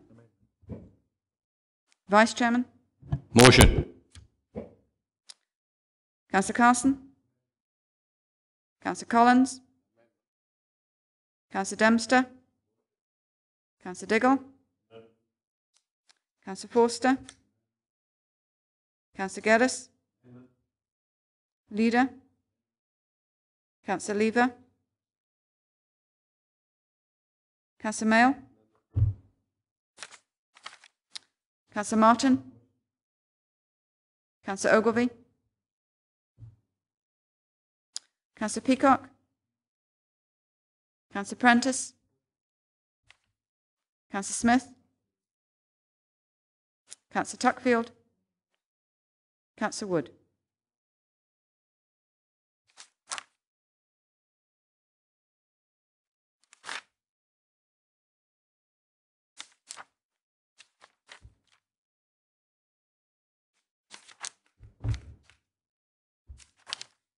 We now have the amendment carried by 10 votes to 5 with 3 abstention, there being 18 members present.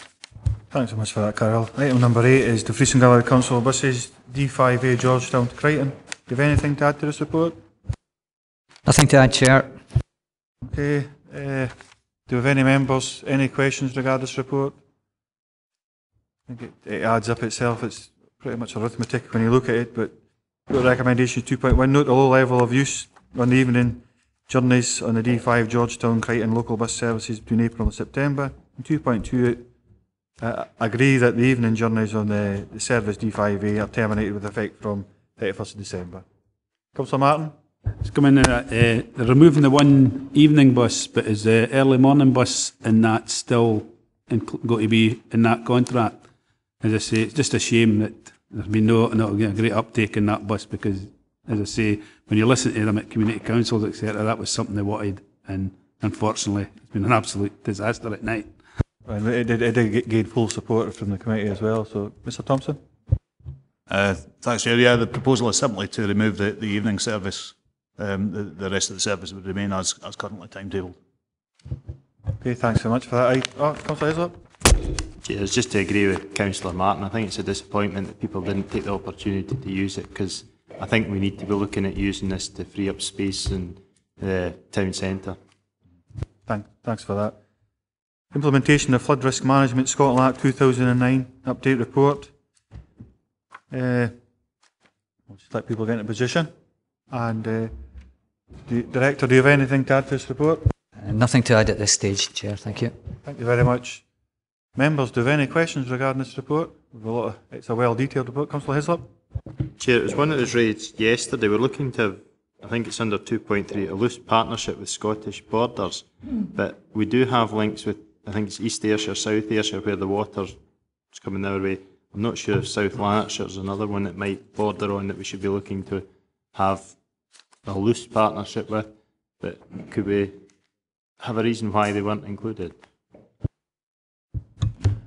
Yes, the local flood risk management plan requires us to produce plans of potentially vulnerable areas. There is only one other authority in which a potentially vulnerable area exists, and that's Scottish Borders Council. Clearly, we have an interaction with other authorities around the boundary because it's effectively the catchment of the Solway that we are the lead authority for. Parts of the northern sections of North and Moffat, where the Clyde catchment runs north, is within Dumfries and Galloway, but we're not directly involved in that.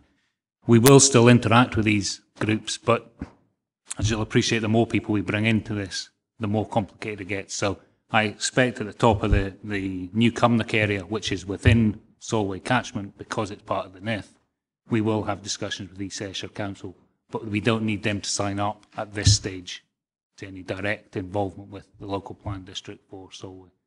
So it's not forgotten about, it's just not at this stage. Thanks so much for that. Councillor Geddes? Well, I find that hugely reassuring, sir, because I've been one of those that would argued for some considerable length of time that there is a locus and a role with riparian owners at the headwaters of the Nith and East Ayrshire Council, whereby you could use that part of the Nith, as it were, as sort of, as a flood, for flood resource, for want of a better term, water meadows. I think, and allow it, rather than sort of shunting it straight on down the river in Dumfries and the White Sands in particular, having to cope with it, allow it, to get away at a more leisurely pace if you enter into an agreement with riparian proprietors, plus, in fact, East Ayrshire Council. And I would hope that that will be developed and developed assiduously at the appropriate future time, Chairman. I haven't got any other speakers at the moment, so just probably from either Steve or yourself, James, regarding there was a flood risk management meeting last week down at the Gables. Have you got any, just a small brief on what took place there? Yes, last Thursday we arranged a meeting it was chosen to be in Gretna because of the cross-border arrangements with Scottish Borders Council. We had presentations from SEPA on the Act, from Scottish Water and their role in the Act, and from Scottish Borders Council and myself on the Council's role within the Act.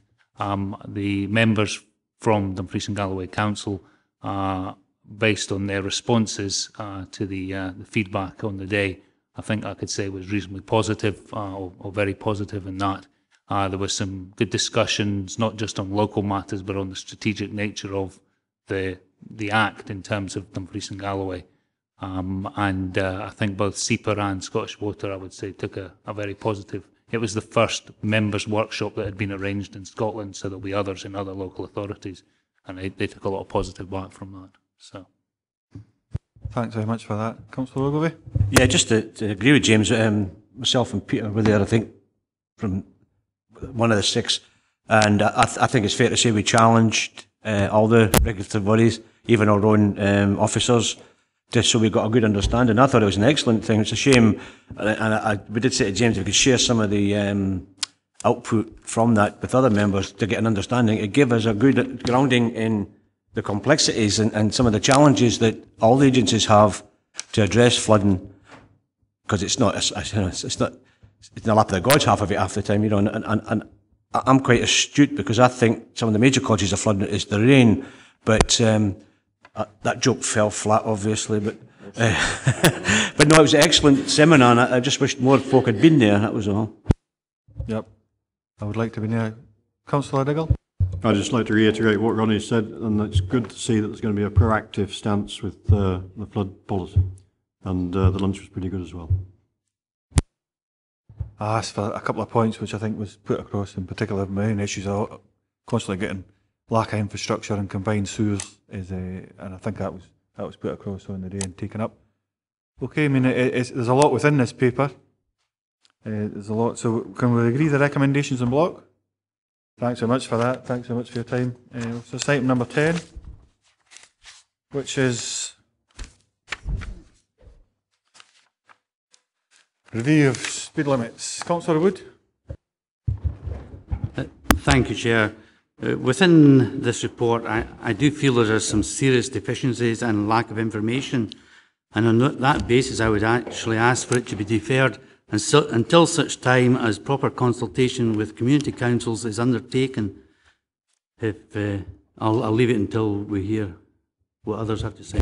I would second that if it was a formal motion, if we had the appropriate local ward members as elected by Dumfries and Galloway Council. So if it's Annan, all 4 Annan South, or so on and so forth. If any of these 9, all locally elected members are added into that, for further consultation directly from the officers concerned, I'm happy to see this deferred. Because it's something, maybe, Councillor Ogilvie? I agree with your sentence, and what clearly in the report, we had, as you know, a long conversation with the officers at the area committee, recognised that and took not one bit of notice and went, you know, and I think that's disingenuous to say the least. I mean, if you're going to move, I'll leave my argument, but the one that affected us, I wanted to say something. I'm quite happy for you to defer it and go back and talk outside of this forum. No, absolutely. No, I'm happy that there's a few in our ward, Ronnie, that I would have, three in particular, that I would have issue with, one of them not actually contained within the report. But I'd like to see it come back. Local, all elected members that are actually concerned, whether it's on a community council or Dumfries and Galloway Council, if we can agree to put that forward, if you're moving out of motion, I'll second it. No get any disagreement, Councillor Smith can come in. Due to our interest, Chair, I mean, since this report was originally written some time ago, additional issues have been raised by community councils about speed limits and particular roads. What is the process for allowing them, and I don't want to add to confusion, but what is the process for allowing them to be considered at a future date? You talk about out with the 9 that are outlined in here. Mr. Howell?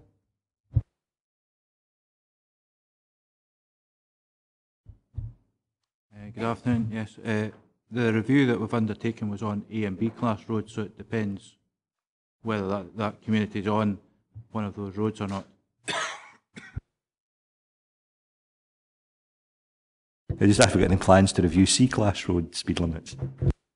I suppose what is the process regarding it, whether it's an unclassified, classified A, B motorway? If somebody's wanting to bring up an issue, what's the proper process, I think is what you're asking for. Thanks for that clarification. The process in the past has been that review of speed limits is a local matter dealt with by the relevant local office of DG First. The review of the speed limits on A and B class roads was a pan-council area, and therefore that was dealt with centrally. I would hope that if and when such reviews were requested, that there would be contact between DG First and ourselves in terms of the council policy. Thank you. Okay, thanks so much for that. So if we can defer that with an expectation, say no later than March to come back, that'll give plenty of time to have a full consultation. May even be January, but probably I would think with Christmas and such like coming up March. Okay, thanks very much for that. You got that, Carol? Number 11, which is the acquisition of land in Lockerbie, from recollection. Oh, thanks very much. Aye, the proposed land acquisition, Well Road and Union Street. Do you have anything to add to the report? Yes, Chair, just for clarity, in 2.1 we refer to Appendix 1.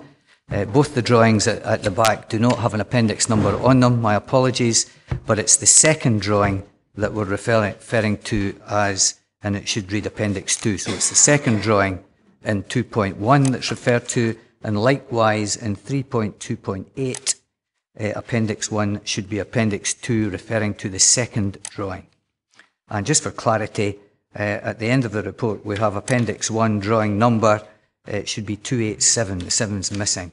It's only 28. So my apologies for these errors.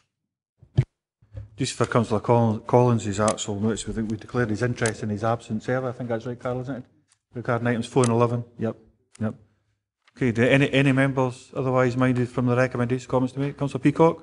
It's maybe some information that officers don't have to hand, Chair, but whilst I appreciate that there'll be no financial cost to the council, apart from possible future maintenance costs, now, which is stated in the report, and that's fine. Because I do know that these particular plots have been advertised for sale as building plots. So I'm just asking the question as to the recommended purchase price of these plots. I mean, is it based on the fact that they're advertised as building plots, or is it alternative land sort of costs? And I do appreciate that Swestrans that is paying for it. Mr. Howell? Yes. As far as I understand, it's only Plot A which has actually been advertised, although both A and B are owned by, to my understanding, by the Mid Annandale Comrades Club. There is a price on the Plot A, and I understand that negotiations have been undertaken to purchase at a lesser price than the sought price. Excuse me, I know there's a policy in place for the council. If we are paying more than what's seen as best value or the local district valuation, we have to have a justification for that, and it's no within there. So I think it'd be fair to assume that we're paying what the district value would probably value this at. I'm not aware that the district valuation of the land has actually been sought yet at this time. It's more the principle of a members in agreement of purchasing the land. Mr. Thompson, you just want to add a couple to that, please?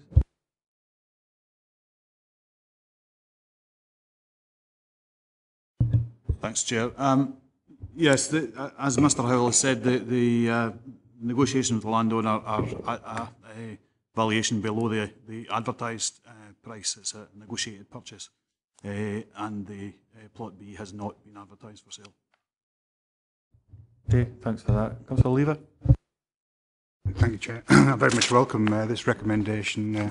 I know Ted Brown fought for a long time to try and improve the car parking at Lockerbie Station, which is a nightmare at the best of times, and is greatly in need of rationalisation and expansion, not only from the point of view of people who use the railways, but for local residents as well. It must be awful trying to get into your own drives in some of these instances. But just a procedural issue, I thought Swestrans was an autonomous body, in which case why do we have to give them permission for them to use their own money to buy land for car parking?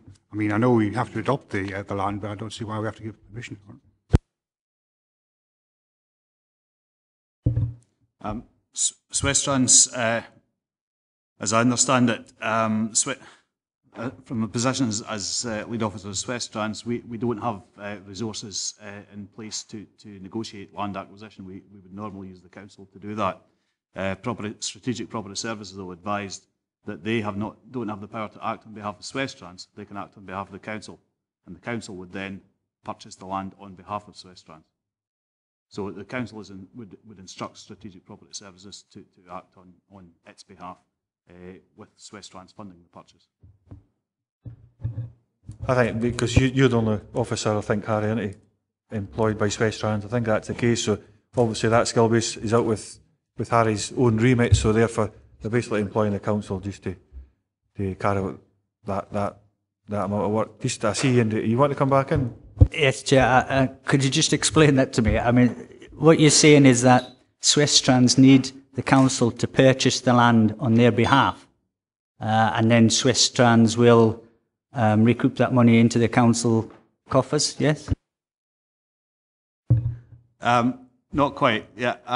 Swiss Trans will fund the purchase of the land, but the council will purchase the land and retain ownership of it. But Swiss Trans will fund that acquisition because Swiss Trans doesn't retain assets other than vehicles. Okay, thanks very much for that. So the recommendations are to agree to the potential land acquisition of the 3 plots included in Appendix 1. We'll find that clarify which appendix that is. And 2.2 to adopt the proposed new car park formed on this land subject to completion of the council standard. We okay with that? Thanks very much. Thanks very much for your time. You're very well behaved committee today. See you in housing.